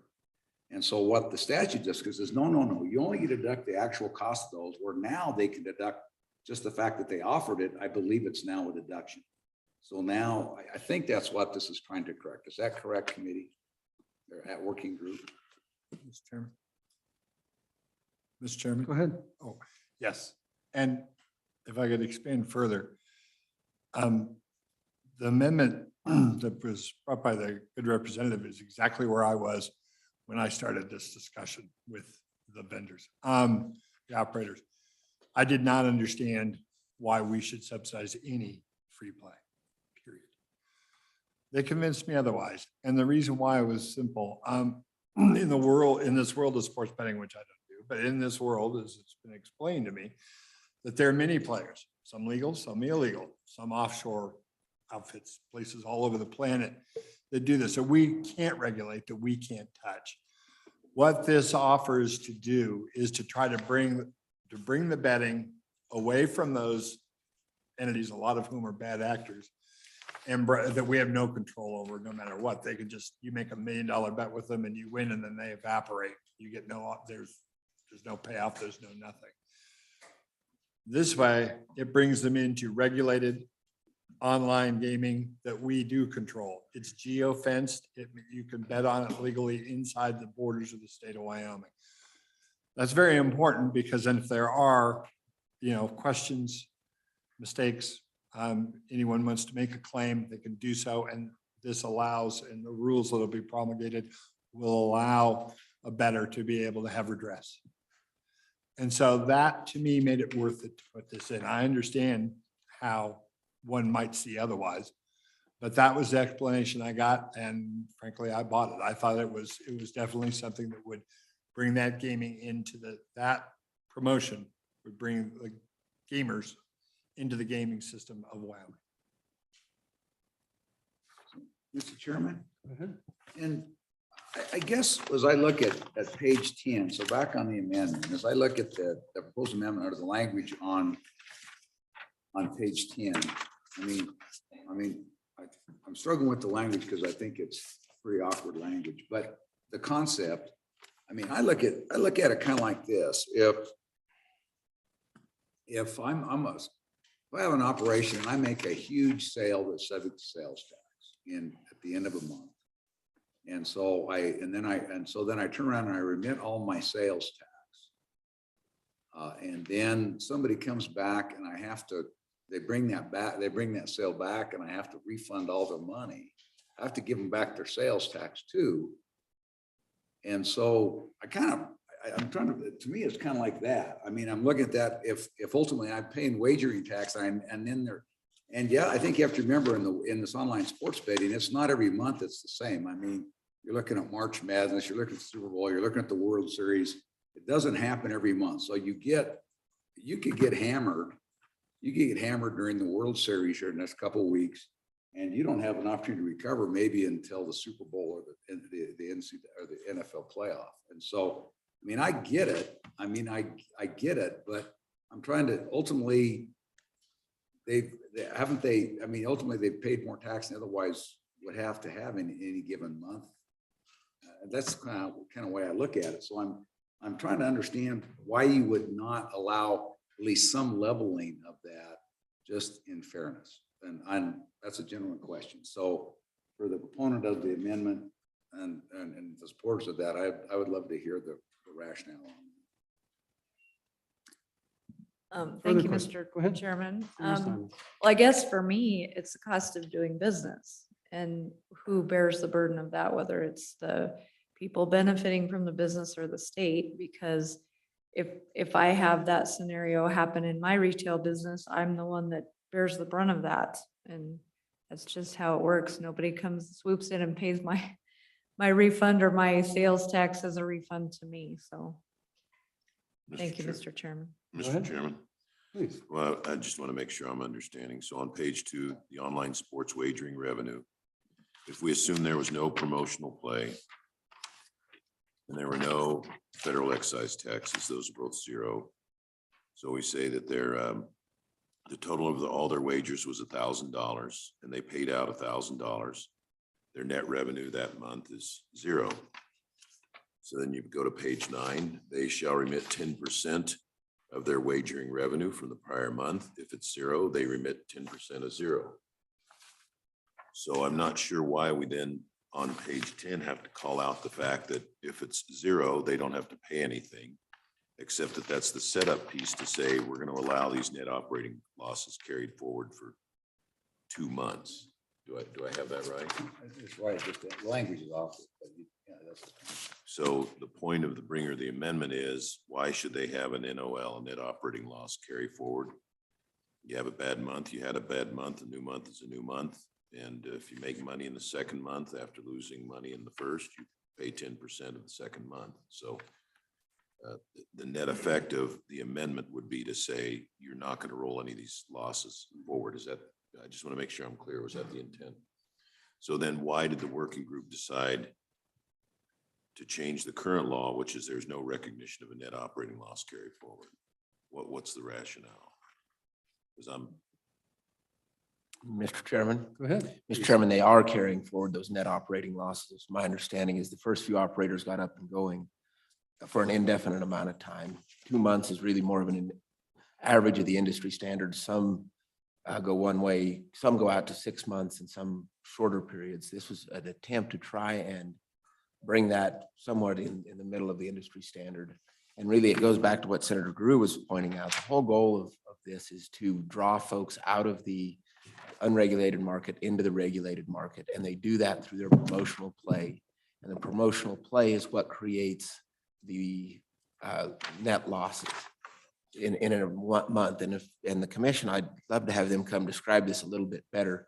But the first 2 operators, I believe, that set up about a year, just over a year ago, showed in the first month a loss. The latest 2, or the last one, actually didn't have any losses. And really the reason is because there's more of this activity taking place in the state. So people understand how the platforms work and people are coming into the system from that unregulated market, and the need for the promotional play has already dwindled. And these companies, as soon as they do their advertising and say, come to my store, they start to ratchet down that promotional play. It's just like anyone else trying to draw customers in. And what we as a state are trying to do is draw the customer into the state's regulated market from the unregulated market. So that's why this is really, like I said, it's really industry standard, how they're operating in many other states to try and find that balance of moving one way or the other. And to the point of we don't offer bonuses or anything to other folks. You know, you look at the wind industry, we tax them, but only after 3 years of operation. So there are lots of other industries here in the state of Wyoming that we provide what I would call a startup opportunity. And then we kick in what the regulations might be. So this is really just limiting that amount of time to 2 months for that startup activity to get rolling. Mr. Chairman. Just 1 second. Representative Simpson. Thank you, Mr. Chairman. So let's focus on the intent of my amendment, folks. Thank you for Chairman Perkins for helping me identify what the purpose of that page 2 amendment is. So my motion was to modify any conforming languages on page 1 and 2. So I'd like to clarify that. I can see that page 2 is not conforming at all. It's really a separate issue. So it would just be conforming language on page 1. I realize that we are already giving them a break for that month. My big issue is just carrying those losses forward and giving them multiple opportunities to recover. That's the emphasis of my point. Thank you. Mr. Chairman. Go ahead. So this is a question for anybody, likely Brian, but I'm not seeing how they currently have authority for unlimited months of loss carry forward unless there's some section that's not reproduced here. I'm reading on page 9. Not later than the 15th day of each month, in accordance with rules, a sports wagering operator shall remit 10% of the online sports wagering revenue from the prior month to the commission.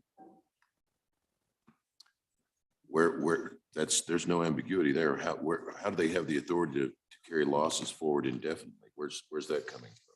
Go ahead, Brian, if you can. Yeah, Mr. Chairman, Senator Kinski, can't answer that question. What I can answer is the first part of your question, which is that 924-104. So the existing language on page 9, line 19 through page 10, line 3, that's the only language in the online sports wagering that talks about revenue.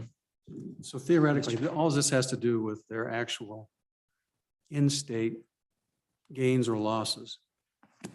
But from a federal tax component or other types of ways, that's where they carry their losses through. And just doesn't impact us, just pays out the payout that happens here, I presume. So, go ahead. Mr. Chairman, I can't help myself. So I will be voting no on the amendment. I like the bill draft as it is because I think it does fix the original problem. The big fix in this bill, I think, is on page 2. And that's where we essentially say you can deduct your actual expenses. You can't deduct phony expenses. That's my reading of it, essentially. So we had a choice when we did this whole scheme. Do we tax them on the gross handle or on their revenue? And we decided here to do revenue. Historic horse racing is by total handle, is how they're taxed. This is by revenue. Once we made that choice, then we pick a tax rate, right? So if it's actually, once you've made that choice, then it's different than sales tax because sales tax is on your gross revenue, right? We could change the entire statutory scheme and say we're going to tax you on gross handle instead of percentage of revenue, but we've made the choice in the statute. I agree with Senator Kinski that there is no authorization to deduct any, to have any negative carryover at all for the prior 12 months. So I think, but that's water under the bridge mostly at this point. Once we fix page 2, however, once we fix it and say you can only deduct your actual expenses, then it's fair to allow them to carry over any losses because those are real expenses that they really have. So if you don't have this provision for negative revenue carryover, theoretically, it could be unfair to the operator because they would have expenses that they don't get to deduct from in their calculation, actual real expenses. They don't get to deduct in the calculation of their revenue. So just to follow up on that, I'm curious because this issue came up when we started the lottery program. Because there was discussion that those folks who invested heavily in lottery were offered free tickets to go, say, to Las Vegas or to go someplace or go on a cruise. If you're a heavy online sports bettor, I'm curious if they offer, if you have so many dollars in, so many dollars out, that you get a cruise around Africa. Is that an expense? How do you know though? You can't tell by reading this. If that's something of other value to high winners. I mean, Las Vegas does it in certain ways, but it probably doesn't fit sports betting, but it happens in the gambling world. I know that. Anyway. Chairman. Because I keep trying to win one. So, Mr. Chairman, I just back to Representative Simpson's amendment, and in the course of which I think Representative Walters said, right now they have unlimited number of months of loss carry forward. I'm not seeing that language in the statute.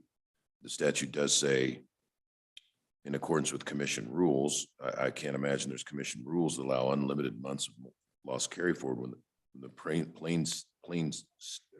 face of the language says the prior month, there's no authorization to give them unlimited months of carry forward. Okay, thank you.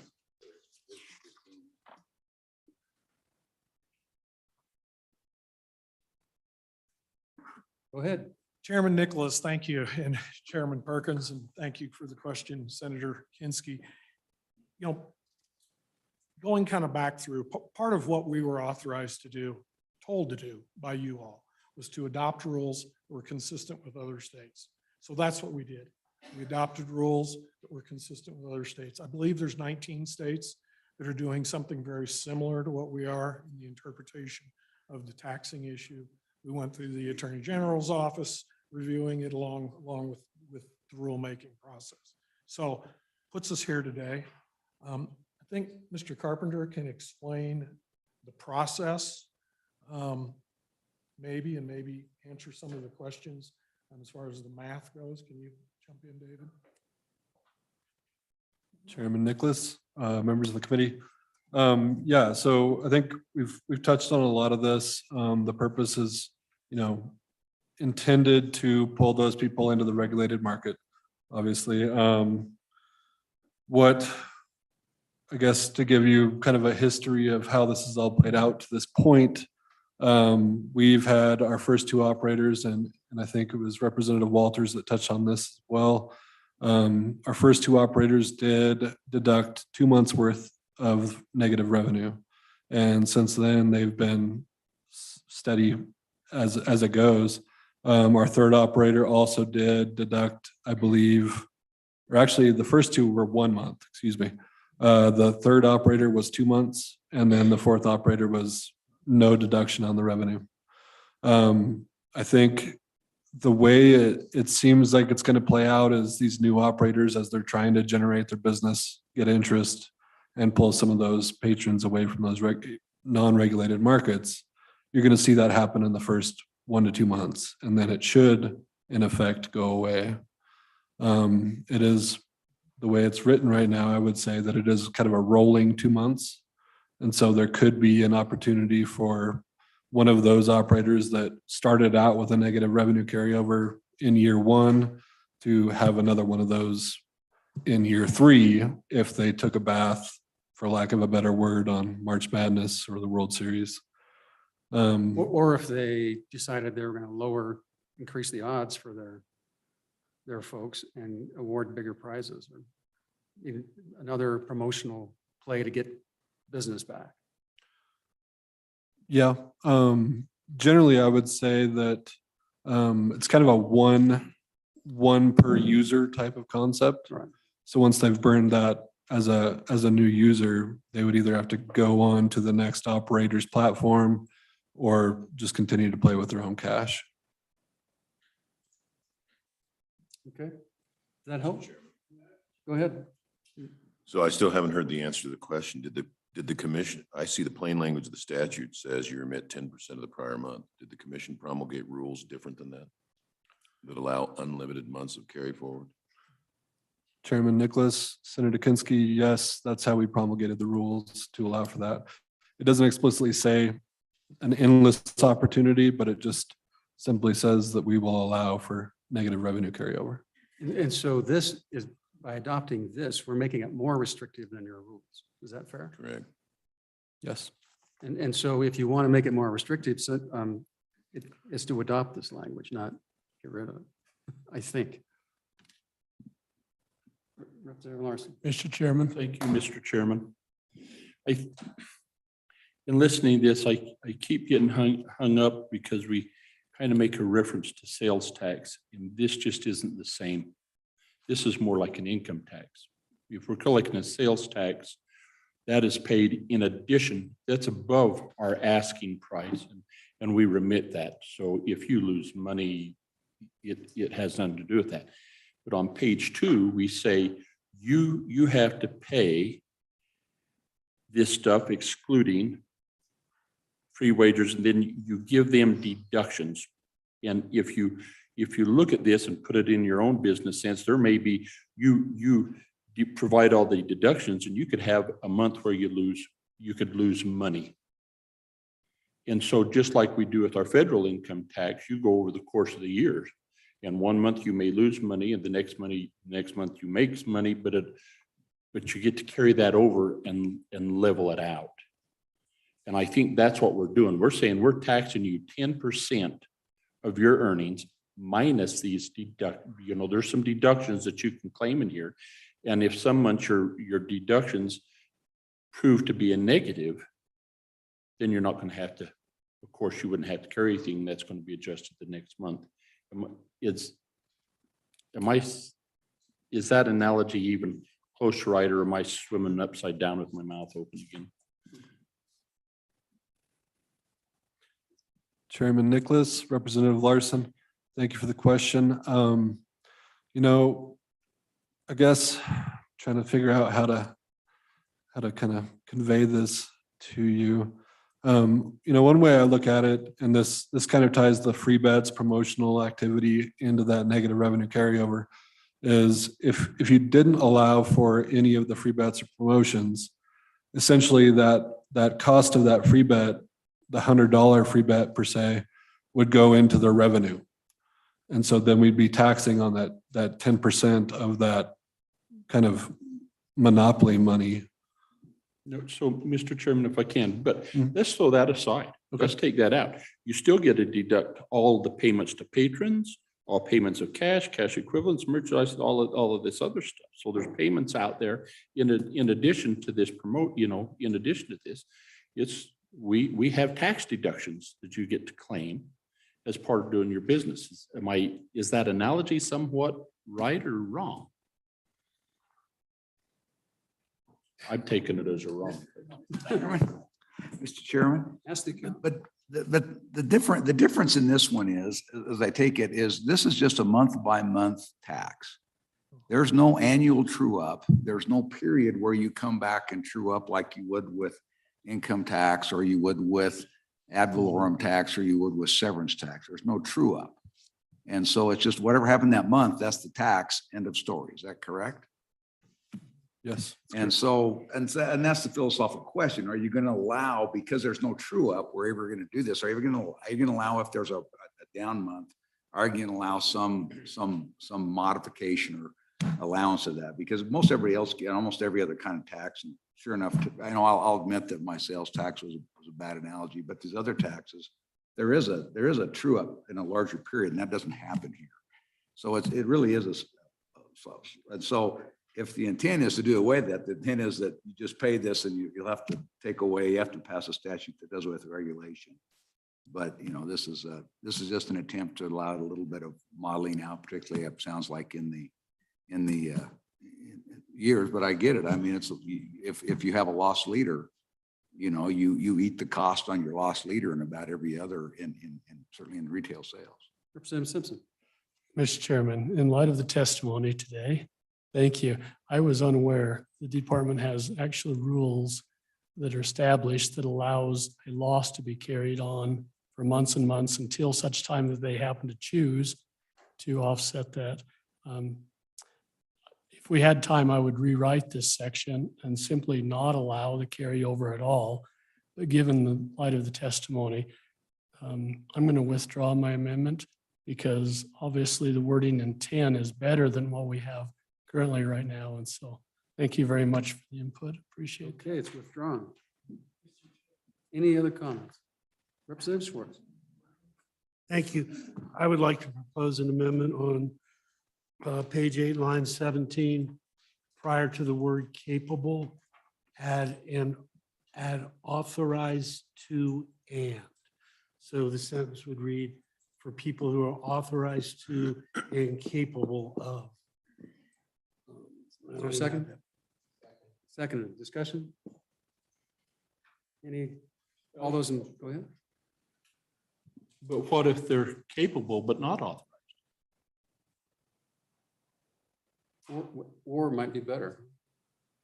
Okay, that's fine. Yeah. There you go. Or capable or authorized. Any further discussion? Excuse me, Mr. Chair. Lots of people might be capable. What I want to do is say they also, in order for this to require a license, they have to be authorized. So it is actually an and, not an or. Further discussion? All those in favor say aye. Aye. Those opposed? That motion carries. Mr. Chairman, Please. on page 5, line 15, I'd like to split the difference between the numbers on 14 and 15 and propose an amendment to change the 120 to 90 days. And a second? Second. Moving second. Discussion? All those in favor say aye. Aye. Those opposed? That motion carries. Further amendments? Chairman, Please. I have a question for Brian, back to the criminal background check. Page. Well, it was, originally he said page Yep. 4, I think. Mhm. Is this sufficiently clear with the degree of specificity that we did in the first bill that we did today? Because you've got a different, kind of a different language in the first bill that we did today with respect to online sports betting from what we're doing in here.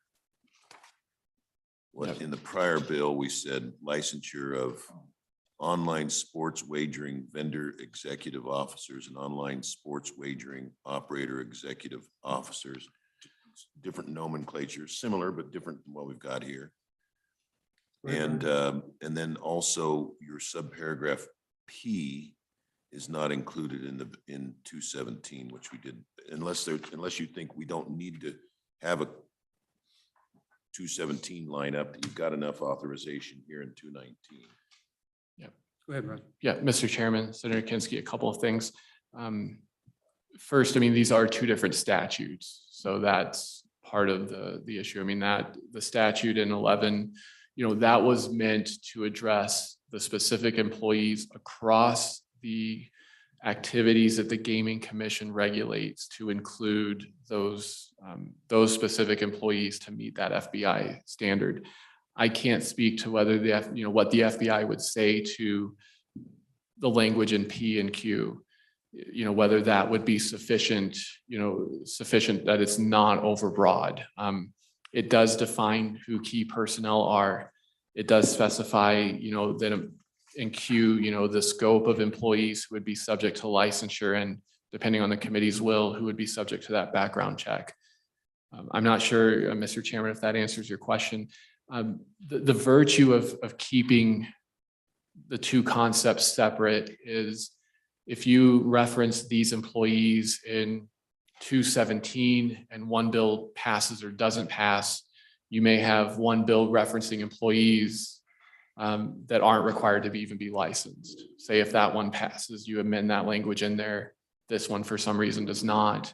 So I think it's probably more straightforward to keep the two amendments separate. I'm not sure if I'm answering your question. Further questions? Question on the bill. And Mr. Joe. We had public comment on this. I think we're ready to go. And Mr. Chairman, the only thing I would note is, if the committee wants those employees in Q, there would need to be an amendment on page 4, line 12, to add Q to that, but that's again up to the committee. Do we have a motion? Mr. Chairman, Go ahead. I've got a question for Brian. So given the nature of the testimony that we had, that this really isn't going to require rulemaking per se, a new rule, that it may require periodic changes to the rule. Do we even need subsection or section 2 in the bill? Mr. Chairman, Senator Hicks, I think the only reason you would need that is if you wanted to set a date certain by which they update their rules. Otherwise, 924-102 B and C gives them rulemaking authority already. So, Mr. Chairman, I would just move that we strike that subsection 2 and make conforming changes to the effective date in section 3, and then renumber accordingly. Is there a second? Moving second. Mr. Chairman, just for clarification, the good vice president wants the entire bill to be effective immediately so they can start the process, and then whatever is necessary after that becomes effective July 1st, or does he want the opposite, that everything just goes into effect July 1st? So, Mr. Chairman, because as I understood, and I want clarification from the director, this would not necessarily require any immediate rule change. Is that correct?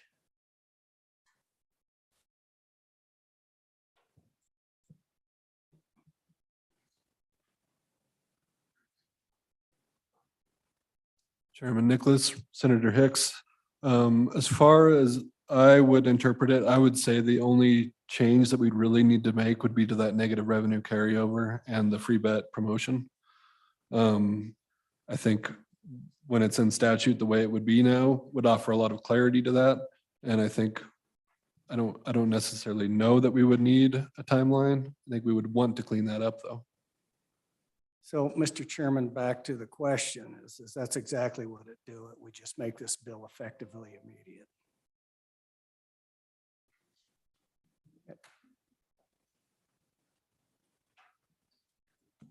I don't know.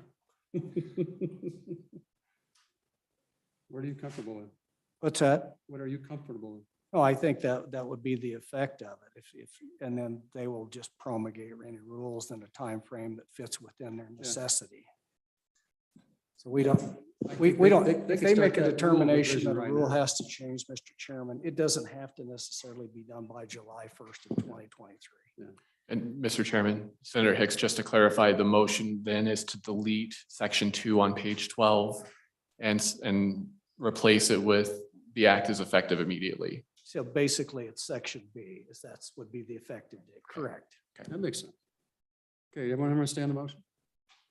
All those in favor say aye. Aye. Those opposed? That motion carries. Chairman, Please. I just want to circle back. Brian, I'm sorry to belabor this, but I may have misunderstood what you said. I thought you said on page 4, if we wanted the people called out in section P to have a criminal background check, we'd have to amend page 4. Mr. Chairman, Senator Kinsky, right now, that language doesn't reference Q. So if you look on page 8, line 15, those employees who would be required to be licensed in this bill, page 4 does not say they need to have a criminal background check. That's a policy choice for the committee, but just something I wanted to point out. I think you better get them in there. I mean, what I thought I understood you to say was,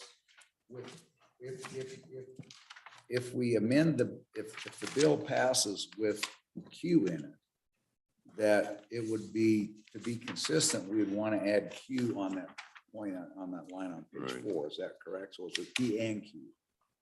Yeah, Mr. Chairman, Chairman Perkins, that's ultimately correct. Yeah, Mr. Chairman, I'd move on page 4, line 12, that we add the words "and" parenthesis Q parenthesis of this section. Okay, further discussion? All those in favor say aye. Aye. Those opposed? That motion carries. Further amendments? Question on the bill? Question on the bill? Mr. Chairman, members of the committee, the motion is on 23 LSO 0219, working draft 0.6 as amended. Representative Kinner. Aye. Representative Larson. Representative Schwartz. Representative Simpson. Aye. Representative Stith. Aye. Representative Walters. Senator Garou. Aye. Senator Hicks. Senator Kinsky. Senator Steinmetz. Co-Chairman Perkins. Chairman Nicholas. Aye. Mr. Chairman, the motion is adopted. House. Yeah, let's keep them together. So there's one more. It's 12:15. Let's see if we can kick out the next one in 15 minutes. We don't have to do it after lunch. Yeah. Brian? Go ahead. Okay, yeah, Mr. Chairman, 23 LSO 220 draft point 2. This is a bill draft that the legislative members of the working group requested. It would specify how permittees must, how parimutuel wagering permittees must remit a certain percentage of revenue for parimutuel wagering machines that commence operation in Wyoming on and after March 15th of 2023. So page 2, line 26, these are just new definitions. These are based on the commission's current rules. So the definition of historic horse racing, parimutuel wagering machine, That's a machine just wagering on an outcome based on historic horse racing. And then revenue, the definition on page 3, line 7, is similar to the online sports wagering revenue definition. And it just means the total amount of wagers placed, excluding the free wagers and promotional play, minus all payments to patrons and taxes. Then page 3, line 16 and 17, conforming amendment. Page 3, line 20. So under current law, you're required to pay a, my apologies, Mr. Chairman. So you're required to pay a certain amount to the commission that would then be distributed to the state. What this bill would do is that for new machines that come into effect on and after March 15th of 23, the permittee would be required to file a report that's consistent with current law and then pay an amount equal to 40% of the machine revenue to the commission that would go to the general fund, and then 10%, this is page 4, line 11, of the total revenue to be transferred to the county and city or town where the permittee is located in equal shares. Page 4, line 19 just clarifies that for machines in effect before March 15th, 2023, they would pay as is required under current law. And then new machines would be required under that new language on page 3 and 4. And then this would be effective immediately. Go ahead. I guess I've got a question for the working group. Our charge, this whole bundle of joy has gone through TRW revenue, and our charge was to clarify and clean up. We've done that with 3 bills. Seems to me this is way beyond clarifying and cleaning up. So what are we doing here? Because this is a major policy shift. I'm not sure this is really what we were asked to do. Mr. Chairman, Please. this was really a directive that came out of our September meeting as a major issue that this committee brought up and said, working group, how do we address this concern? And the concern that was brought up during that September meeting was the number of these terminals that are arriving around the state and showing up around the state. And folks are viewing them as casinos because they look like slot machines. They're set up in row after row, similar to a casino. And it was members of this committee that said, how do we get a handle on slowing their growth and what is going on there? And so really gave the working group broad latitude to come back with something. And what we said, and you'll see it on the top of page 2 in our staff notes, we went through a couple different ideas. One was a hard cap. Do we say what's in existence today is the max number that will be in existence for the next 5 years until another legislature wants to address that? We didn't think that that was really appropriate because we really are picking winners and losers at that point, saying if you were here by now, great. And if you're here after right now, sucks to be you. And so we passed on that kind of a model. We said trying to tie the number of machines to the number of race days. Currently, you're required to run 16 race days to even be eligible to have a historic horse racing machine. And our fear was that that would be gamed in that an operator could run 2 horses in 1 race and call it a race day. And that really would maybe meet the letter of the law, but not the spirit of the law, in that we want to have a day of live racing, multiple races, multiple horses. So after we discussed that concept, we realized that it had issues. We said deriving it based on population limits, similar to what we do for liquor licenses. And there's other states that do that kind of a model. But if you look at other states, they have population limits that the first games eligible are higher than any of our current cities or counties even have a population.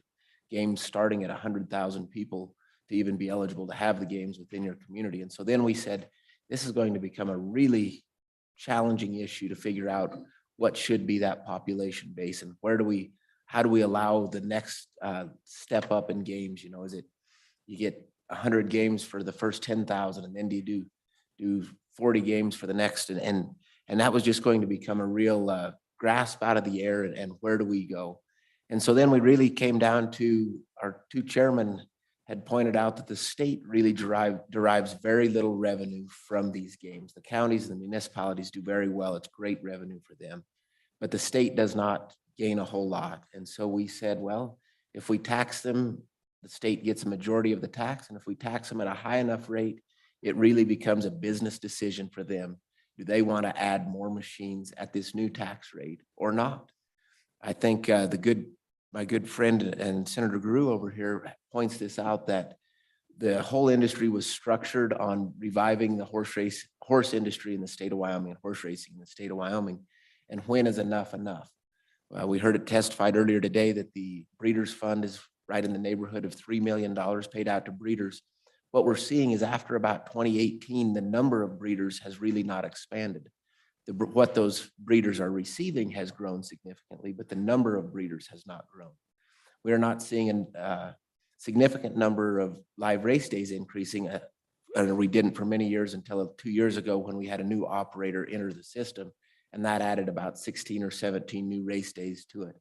But you look at, there's two communities, the one we're sitting in currently, the one I hail from, that have 600 to 700 machines and not a single day of live racing occurring. And so the people in those communities are struggling to see the nexus between enabling and helping a horse industry and what a rows and rows of these machines are doing for the horse industry. And so it's all of those concerns combined that were brought to this committee, and this committee then said, working group, come up with a solution. And that this, while not perfect, was our best stab at it. And really what we thought is, this keeps us, from this committee, from having a continued circular discussion about ideas. This gives us a kicking off point. Accept it, reject it, that's totally okay, but at least we have a kicking off point for what are some solutions, and is it a big enough issue that we really want to tackle it? So that's kind of why this expanded. It really came out of that September meeting of this very committee saying, please help wrangle this expansive growth of these historic machines. Mr. Chairman. Go ahead, let's go with Senator Greer first. I thank my coworker, co-team member, and I think he articulated it quite succinctly, but the only thing I would add to it is to say what our thought process was at the end of the day was he articulated what happens after March 15th. But for us, what happens before March 15th is equally important. Nothing. Everything stays exactly the same as it is today. The breeders get their money, the live horse racing still gets their cut, the cities get their cut, the counties get their cut. The people who run the machines, the companies that do, get their cut out of the $1 billion plus that they are taking in. All this bill says is after March 15th, we want to change that paradigm. That's it. Go ahead. So I respect what both of you say. My exposure to this goes back with Senator Hicks on revenue 8 years ago.